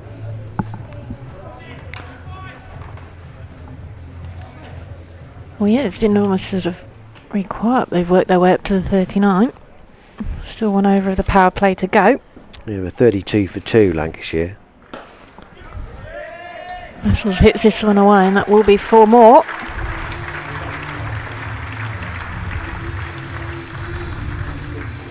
Yeah, terrific timing again from Vessels. Bit short, but into position quickly. And once he's got it through square leg, although there is some degree of protection out there on the fence, there was no way Stephen Croft was getting across.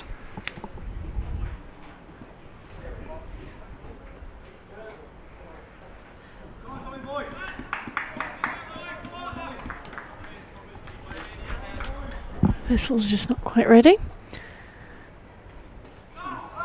Misses this one. But really strong start by the Rapids in this reply, chasing 133 to win. Not sure Butler knew where that had No, gone. he didn't even look up, did he, surprisingly? Just a pad though.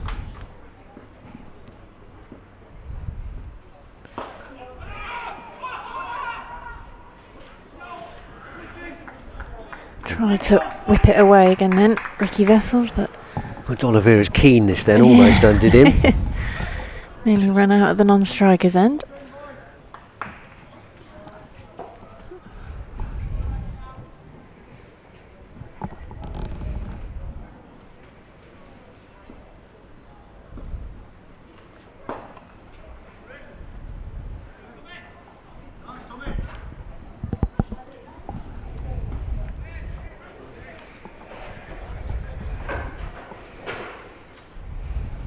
Last ball of the power play.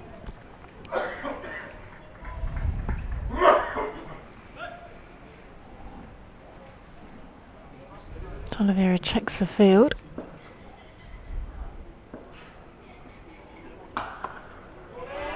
For knocking it away for 4. 3 of the covers. Straight through all the fielders. Worcestershire end the power play on 48 without loss. There was a bit of a conflab before the start of that last delivery. Entirely sure what it was about, but not a brilliant delivery, has to be said, from Tom Hartley. Short and wide and slapped away. In terms of the runs and no wickets lost, Worcestershire's best power play of the 3 games they've played so far, 48 without loss. And then by comparison, Lancashire Lightning with 39 for 2. You often wonder about power play stats, don't you, how relevant they actually are. I mean, against Notts it was 38 for 3 and they conceded 76 for 1, but then look what happened there. You thought for all the world that they'd have lost that game and came out with a tie. Northants, they were 36 for 1. Northants 52 for 3. In the air, but wide of Dane Villas.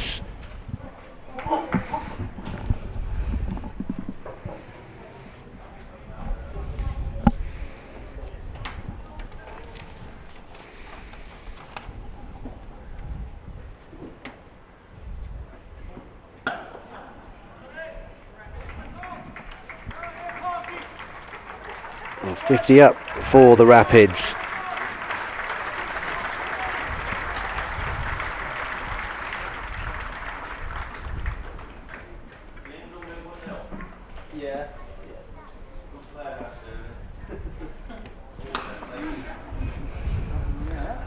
In the air and put down.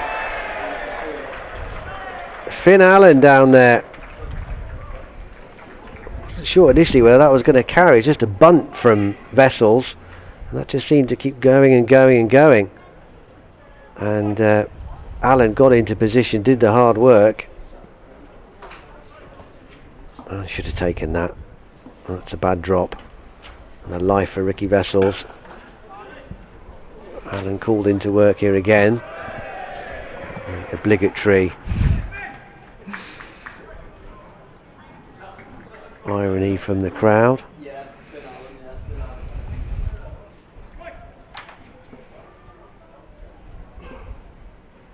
Vessels dropped on 20. Might not get away with this, or will he? He has. Just a 4 though. Just short of the mid-wicket boundary. It was a fabulous effort from Alex Davis, way out there in the deep. I thought it'd be interesting to see how Matt Parkinson goes this afternoon. Obviously we know how well he can bowl, and he's got 5 wickets so far from the 2 Lancashire games. And has caused Worcestershire problems before. Last ball. Circumspect finish to the over from Vessels. He's done his work there. 57 without loss. So at the end of that first Matt Parkinson over, 9 runs coming from it, and that's all Worcestershire need. Quite consistent, isn't it? Sort of from those first 7 overs, and 9, 8, 6, 9, 7, 9. Yeah, ahead of the rate.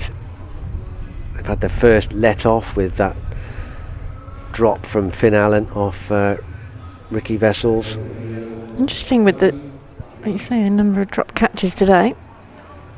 There's not much breeze out there either, is there?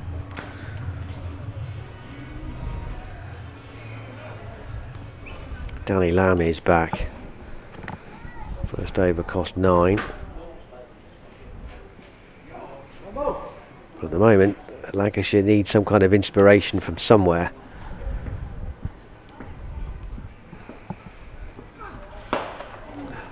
Well, it could be out. No, dropped short of Luke Wood and gone away for 4. Ricky Vessels finding the boundary again. Tempting for Luke Wood, but he didn't necessarily get close enough for the sort of dive. Possibly could have. Yeah, he went for a late grab at the ball. Yeah. A high bounce that went through him, really. Should really have stopped that.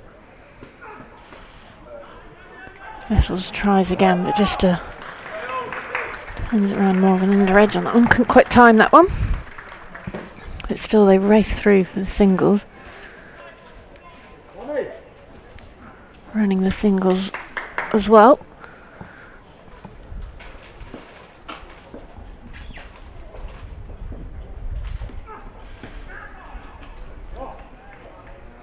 Wide delivery.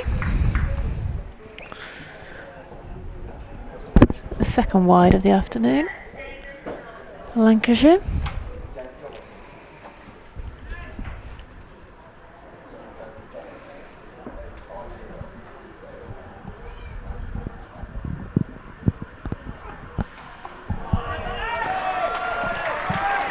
Oliveira using the crease and cutting nicely for 4 more runs.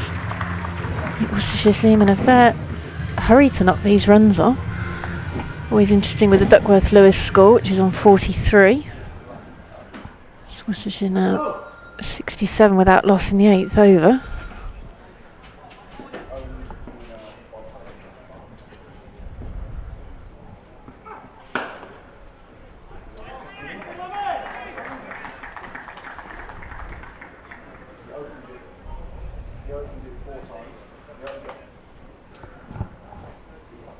Applause for Danny Lamb. Doing his own fielding.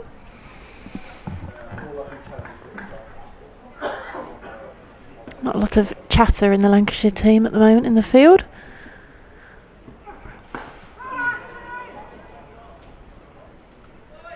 Whipped away again, but short of Allen this time. Doesn't have to worry about the catch. Well, they don't have to worry about too much now, the Rapids, given this start. I mean, they haven't got to do anything crazy. They can just keep moving it about. Wait for the bad ball. Loads of wickets in hand.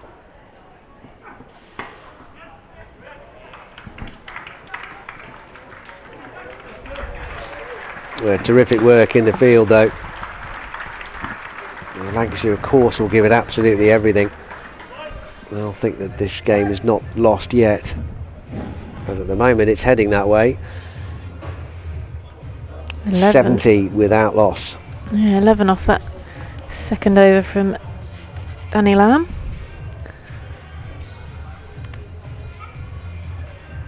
63 more needed for the Rapids to win. They've got 12 overs to get those in. But I suppose, as we know from Wednesday, no game is over till that final ball is bowled. Although 10 wickets.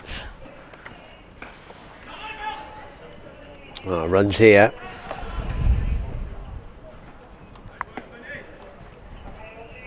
Bailey with the dive.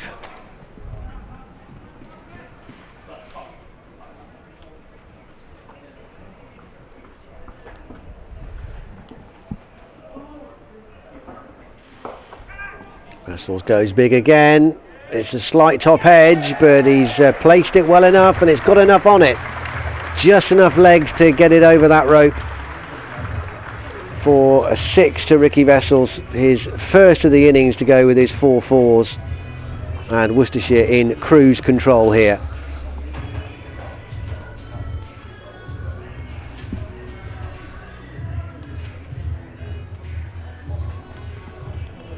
.77 without loss.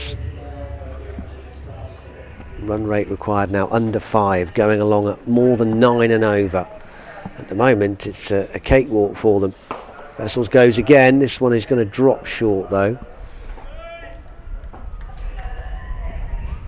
I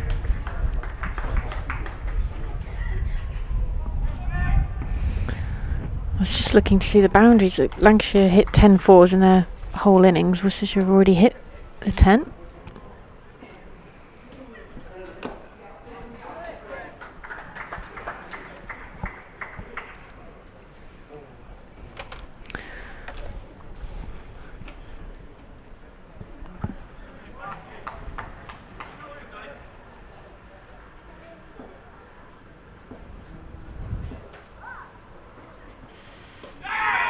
He's cleaned him up. One time too many, looking for that leg side sweep. He brought him 1-6. That attempt that time has brought about his downfall. But a terrific innings from Ricky Vessels, falling just 10 runs shy of what would have been a 26th T20 half century. But he's done his job. Got the Rapids off to an excellent start. 40 from just 27 deliveries, 79 for 1. And he set it up very nicely now for the captain, Moeen Ali, who will want to come out and finish the job. This is set up now, isn't it, for Moeen Ali? 54 to win. 11 overs and 1 ball. There for the Rapids to do it in and get what would be. I think, although both teams have started well, still a great result when you look at that Lancashire team and put them in a strong position. Yeah, 1 ball to go in this Parkinson over. Picked up his first wicket of the match.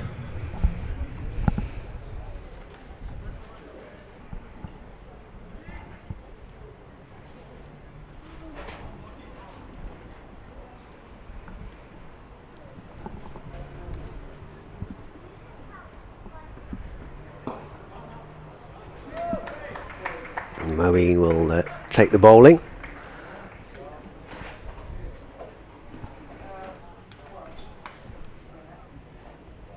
.80 for 1 at the end of the 9th over. 10 runs coming off that over, albeit for the loss of Ricky Vessels. But all the momentum is with the Rapids here. Really would take something spectacular now for Lancashire to pull this one off.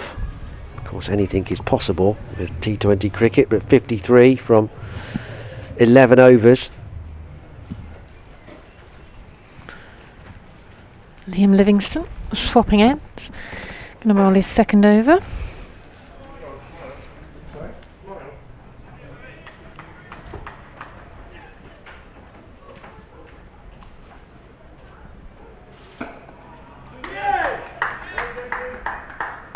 Know how devastating Moeen Ali can be.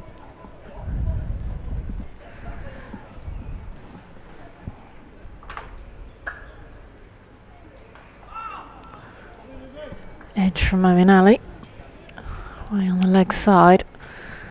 Yeah, nowhere where he was intending that, was it? Practicing the shot he was hoping to play. Interesting his approach here as well, the captain. Coming in, D'Oliveira's well set. 34 from 26. Does he cash in now, or does he let D'Oliveira have his head and just carry on as he's doing?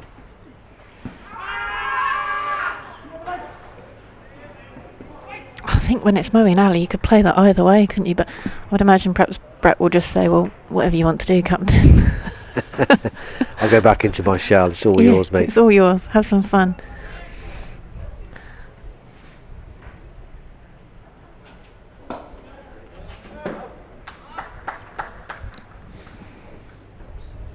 Or we could just push the singles round and make them work hard in the field. Well, it's sedate enough from Moeen so far.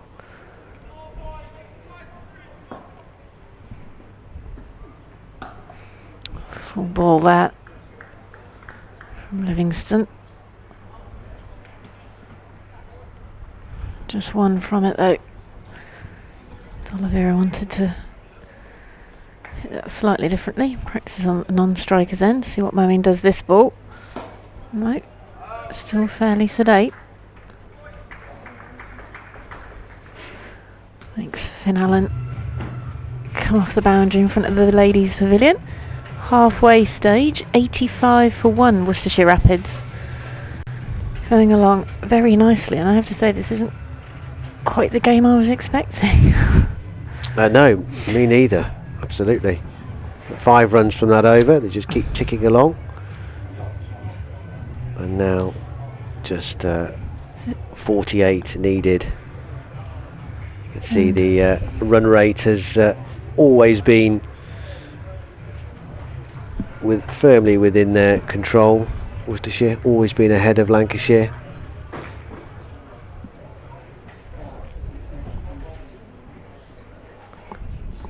Parkinson to continue. That's got to be so close, both to the bottom edge of Moeen's bat, but also that off stump as well.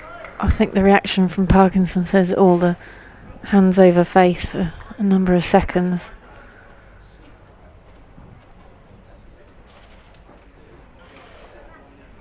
This time he gets it away. 5 off 7 for Moeen. Over to you, Brett.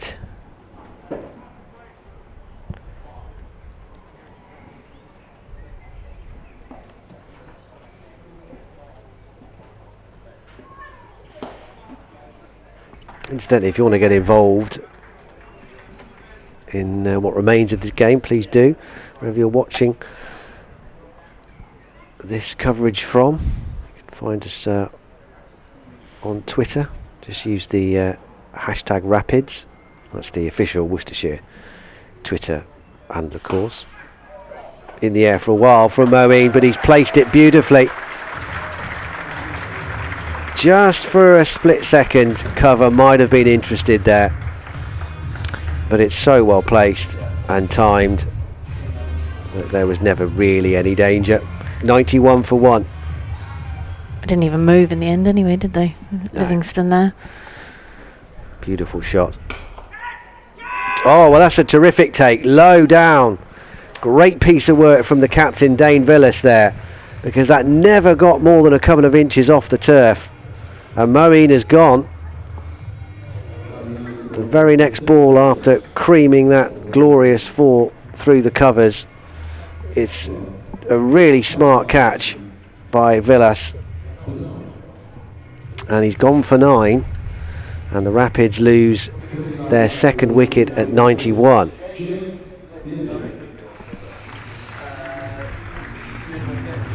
was travelling as well, that catch. It was a smart take, as you say, low down. Jake Libby, the new man. After the glorious shot before, so well timed. Parkinson again, proving the danger man, his 7th wicket of the T20 tournament this season. Well, he's terrific, isn't he? Particularly in this format. Unlucky not to be involved with England over the winter.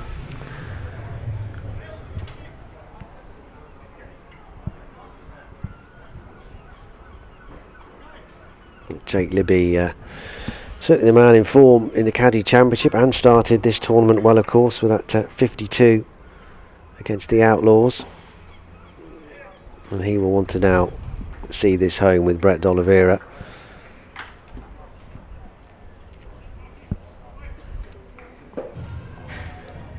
A really held the innings together, didn't he, on Wednesday?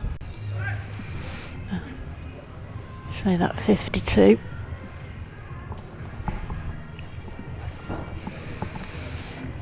$92 for 2 Rapids, 11 gone, just 41 needed from those remaining 9 overs. Brett D'Oliveira there on 36. Yeah, it's such a good year last year, Jake Libby, both in red ball cricket and in T20, which is still relatively new to him. More than 300 runs at 39 last year. Lancashire continue with the spin. Livingston again. Almost thought about a second. So the fielders had to move a fair way. This one should be 6, and is into the Hick stand, into the Hick pavilion rather. Smacks into the chair. D'Oliveira deciding to push on. Not a great delivery from Liam Livingston. No, it was there to be whacked, wasn't it? And D'Oliveira, well, had truly whacked it. 42 now. Down and turns that round. Short of Villas. Let's have his highest score now against Lancashire.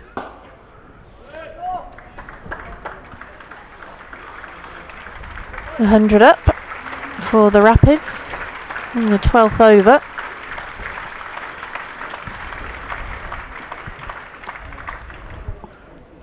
Applause from those lucky enough to be in watching live cricket again.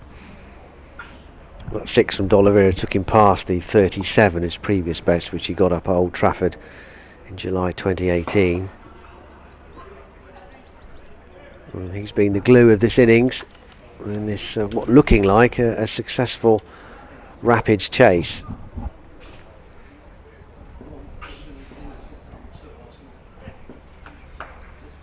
You notice how carefully I'm treading after what happened on Wednesday. I know, that's what I did earlier. I thought I didn't say. Obviously you're here hoping, but that was a strange evening. Single off the final ball of Liam Livingston's 3rd over. 101 for 2 the Rapids. 9 off that over. Yeah, so Rapids fans, what are your thoughts on this performance? And if they do go on and win, what sort of belief should that give them for the Vitality Blast going forward? At Worcester, at Worc CCC is the handle you need. Hashtag Rapids. If you want to use that method, please do. Good to hear from you wherever you are tuning in today. Let's face it, there's nothing else going on telly today, is there? No, nothing.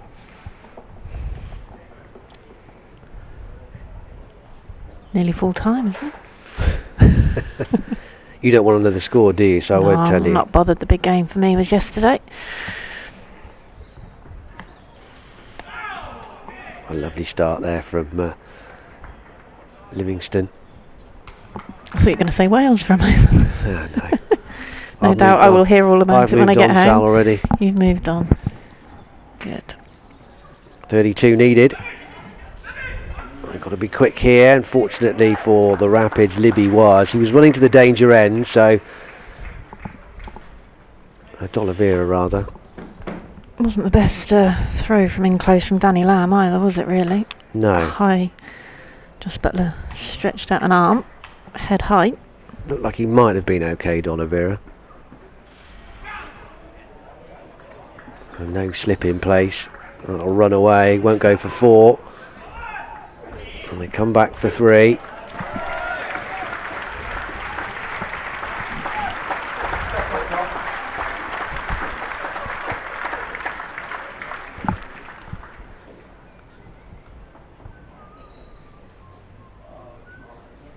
D'Oliveira now 1 blow away from half century.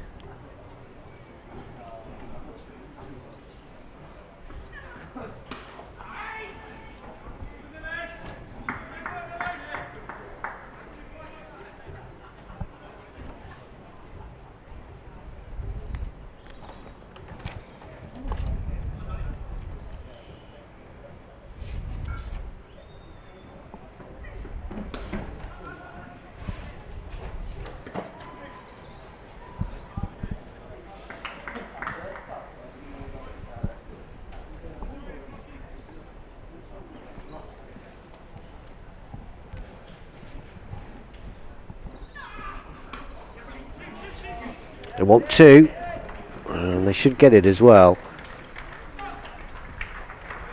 Finn Allen's got quite a bit of ground to make up.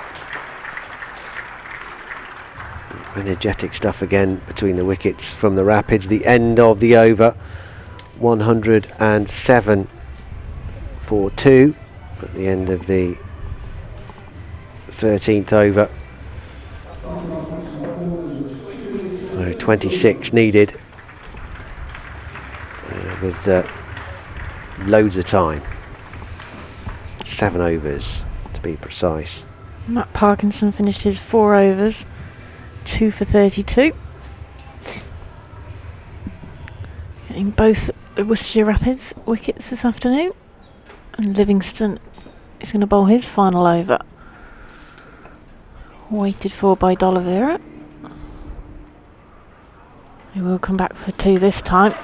Quick running by D'Oliveira, who always wanted the second. And Miranda C's been in touch via Twitter. Okay. Has tweeted a picture of her cat. Right. It's a bit more specific than that. Okay. Her Maine Coon cat. Right. You slightly lost me, but okay. Saying Morgan, that's the name of the cat, I assume. Disappointed to see the end of Moeen's cameo, and it's a picture of the cat fast asleep on the sofa. Mm. So thanks for that, Miranda. Is the cat named after Worcestershire's sponsor? I don't know. That's a great effort if it is.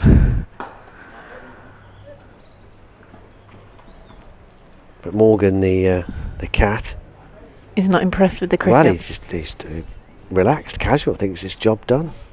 Do we definitely know the cat is watching the cricket? It could be watching something else.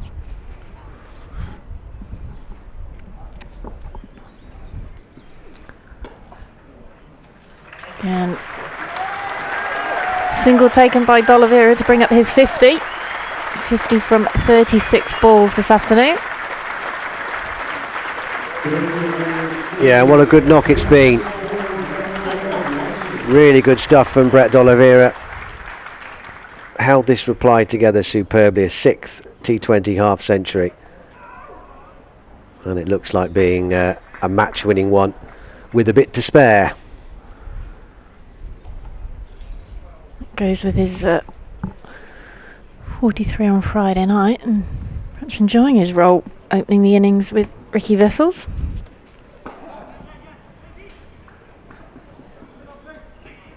And pushing for a second. Again, not great throw from Finn Allen. D'Oliveira applauds his partner out there, Jake Libby, for the running. Running hard in this hot weather. Wanting to wrap up the innings. 19 needed. Hello to Lawrence Fletcher, who's also been in touch. This has been a very impressive start to the campaign. We've won it before. He said we could win it again. Positivity. Yeah, and also Dave Hadley. Hello to you, Dave. He said a Worcester win here would be a great result against a very good team. Hopefully that confidence will help them push on to finals day. I've got tickets, so I hope so. Fingers crossed, Dave. Hashtag Rapids if you want to get in touch with us via Twitter. As Worcestershire close in on what is looking like a very, very impressive victory. 115 for 2, just 18 more needed. Incidentally, Liam Livingston's 4 overs went for 29.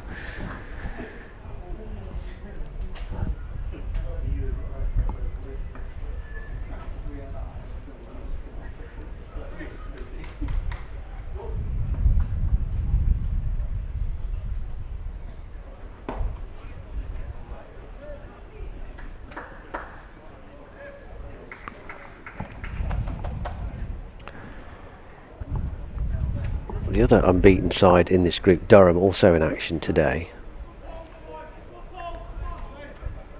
But they're up against it against Leicestershire. 79 for 6, needing 90 from just under 10 overs. So that would be good news for Worcestershire if Durham failed to win that.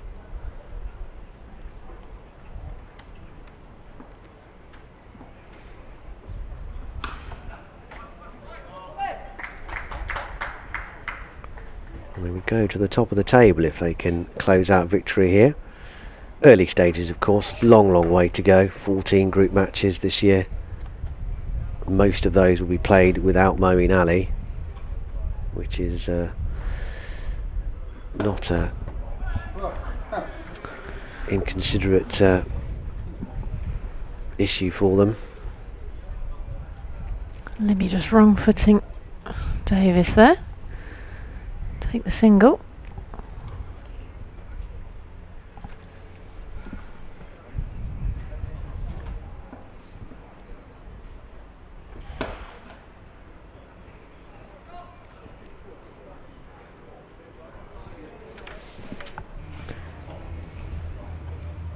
Did you mention Jean? Jean's at home watching the live stream in Droitwich. Jean Bishton. Afternoon to you, getting Jean. in touch. Lawrence is watching on the big telly. That is a big telly.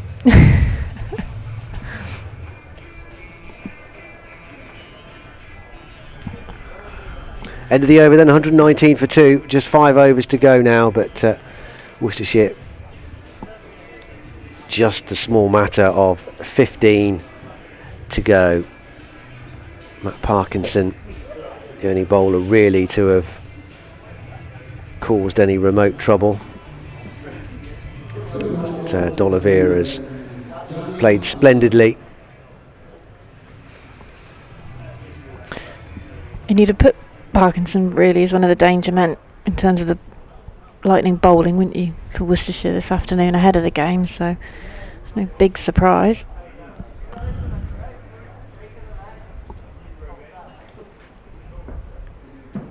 And if he's eyeing up a potential PB here, Brett D'Oliveira, he's 11 away from that at the moment. Have to get the lion's share of these remaining runs to do so, of course. Maybe that's why he's annoyed he's now down the non-strikers. He's only got one, yeah. It's only got one, or didn't quite connect with that as he wanted. He's certainly frustrated about something. Danny Lamb bowling his third over of the afternoon. Gone for 22 for the start of this over. 13 to win.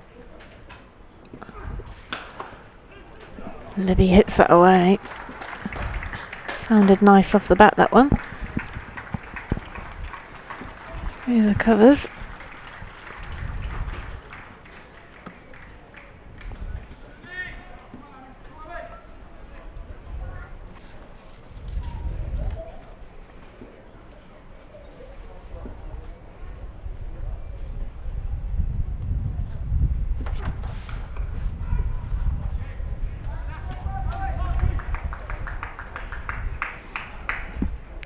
Applause from the Lancashire Lightning team.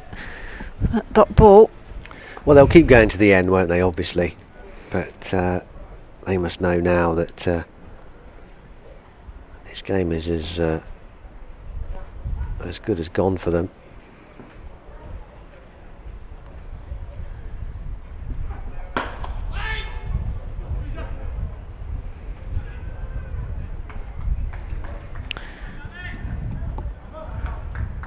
Croft with a slightly strange shy at the stumps in that he threw the ball so hard into the ground it then bounced about 2 sets of stumps, a second set of stumps over it. Just have summed up the frustration that they're feeling today, because it's just not worked for them. The batting didn't fire, save from Joss Butler, who weighed in with a typical half century as he usually does against Worcestershire. But it wasn't a typically spectacular innings from Butler.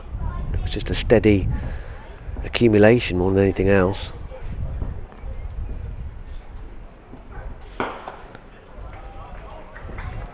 Livingston, what, 25 he made? Finn Allen didn't come off today.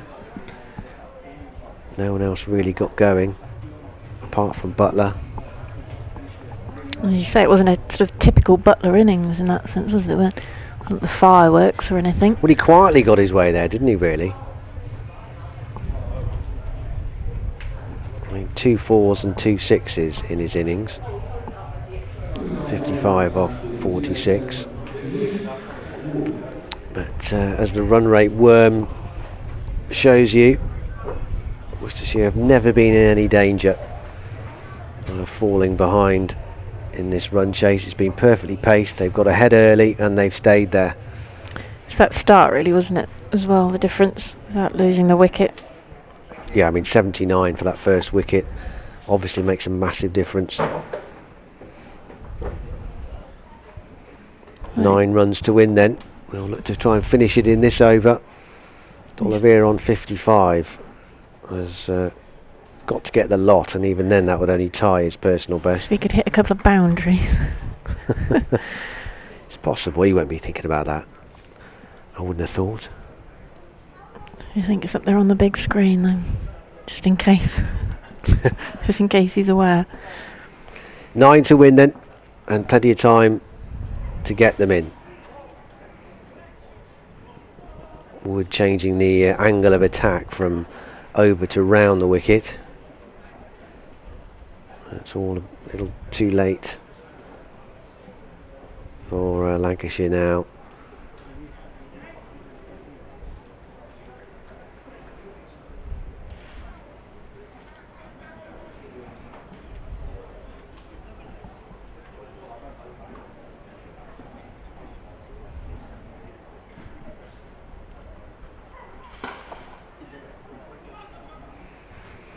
I think it just shows the Worcestershire team, and I think it's something Moeen Ali's been saying, isn't it, that it's not necessarily going to be the same sort of star performances by the same players each match, but if a couple of people have a really great match but they all work together as a team, then they can get the results. They know that they've got the quality there to get.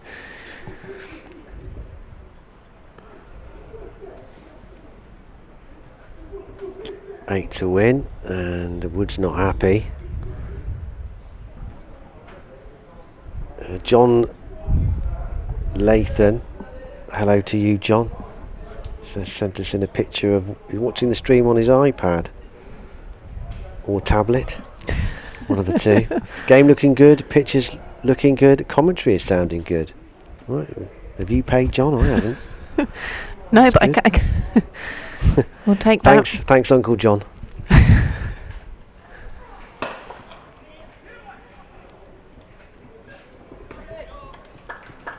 Just almost rub it in a bit for Lancashire. They're even pinching the quick singles. No, I haven't got an Uncle John.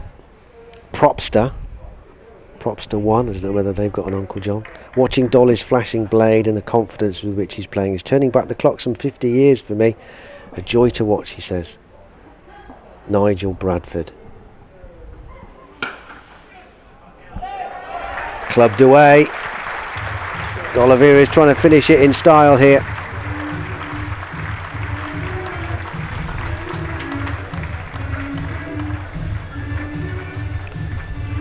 I don't know whether Nigel Bradford's his name or whether Nigel in Bradford. I don't know, but it's good to have you with us, Nigel, wherever you are. Watching wherever you choose to be around the world.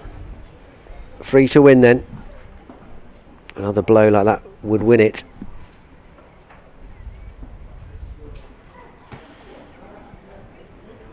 Will settle by just the leg by. Or was there a hint of bat in that? No.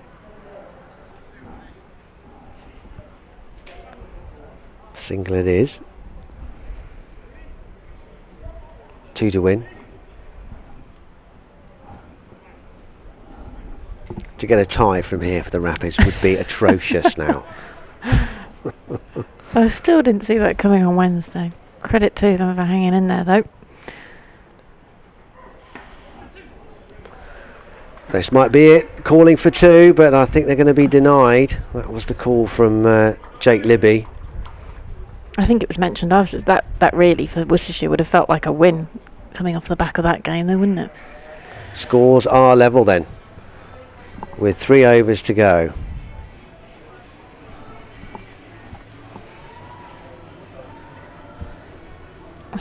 Who gets to bowl the final over with 1 needed for the Worcestershire Rapids to win? I think they're going to throw the ball to Stephen Croft.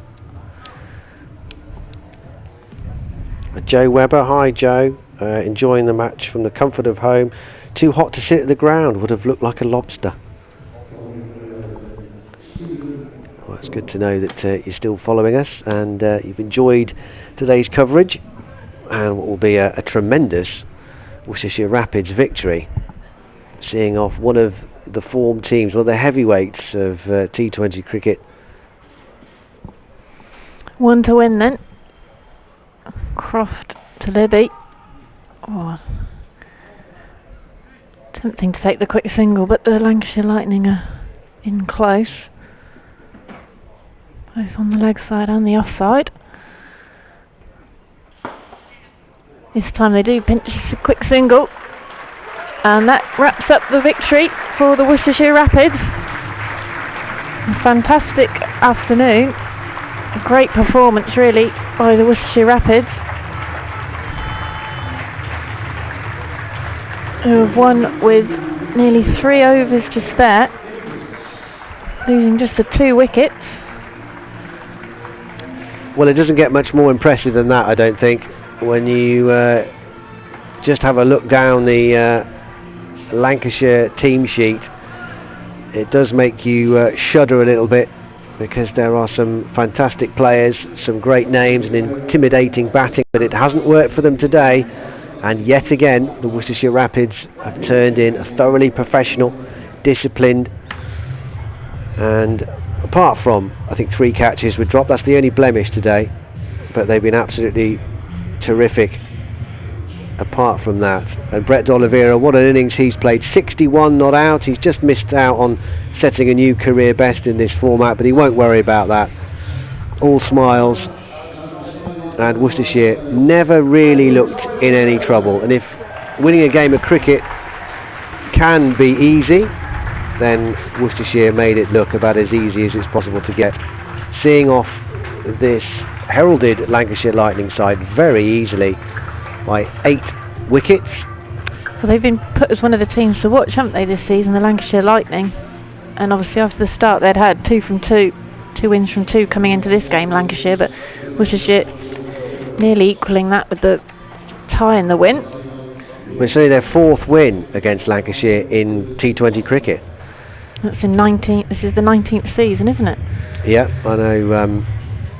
Didn't play them last year, of course, for obvious reasons. But yeah, Lancashire had won the last 2, but not today. Fabulous performance from the Rapids and for Brett D'Oliveira, who's ended 61 not out. Of course, a long way to go. Worcestershire go to the top of the North Group, and of course Lancashire will certainly regroup, and you'd imagine come again very strongly, and if they're not in the shake-up for the quarter-finals at the end of the first phase of this competition, be very, very surprised. And the Rapids will want to be there as well, and so far they've maintained their unbeaten start to the season in this group, and are set to become the only unbeaten team in the Northern Group, because Durham are heading for defeat against Leicestershire. So a brilliant afternoon for the Rapids in brilliant sunshine here at New Road. It's been a wonderful day to watch cricket. Thank you so much for your company wherever you've been following us today. Myself and Sally will be back on Wednesday and Friday. 2 matches next week. The Yorkshire Vikings up on Wednesday with their England contingent, of course, so that'll be a good one. And then the return against the Northamptonshire Steelbacks here on Friday, which may well turn out to be Moeen Ali's last game. We'll have to have that confirmed, checked, but yeah. That's all a little way off. But for now, we'll see you on Wednesday. So from New Road, Good afternoon. enjoy the rest of your day. Bye for now.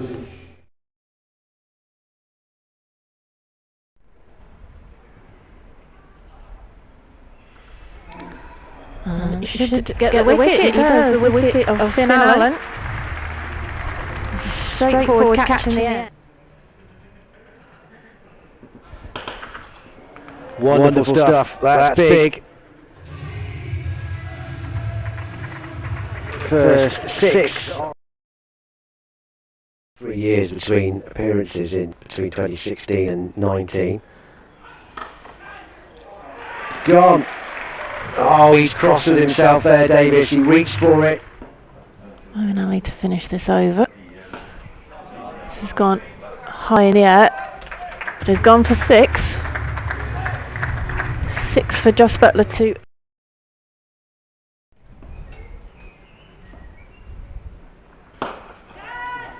Could be out, and is. He's hit it straight down his throat. Livingston's gone.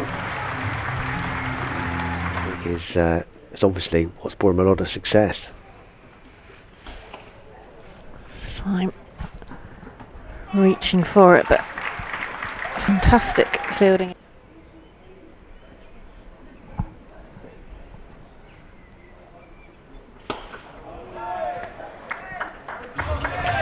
Not quite. His hands to it. Ross can try again. Vessel this time has a chance to take it, and he does take it, so that drop from Oliveira didn't cost anything in the end, other than the run they took.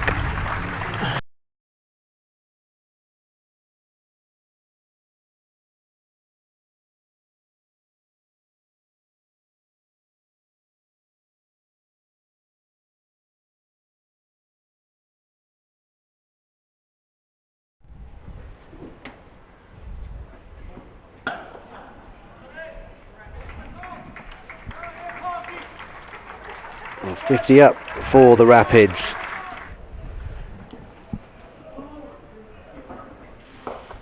Wessels goes big again. It's a slight top edge, but he's placed it well enough. It's got enough on.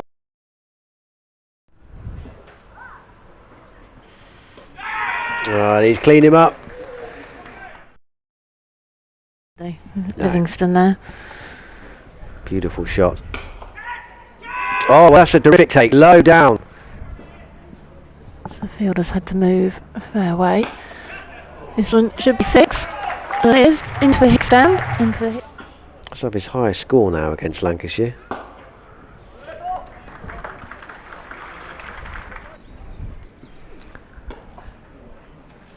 And single taken by Oliveira to bring his 50. 50 from 36 balls this afternoon. Yeah, what a good knock it's been.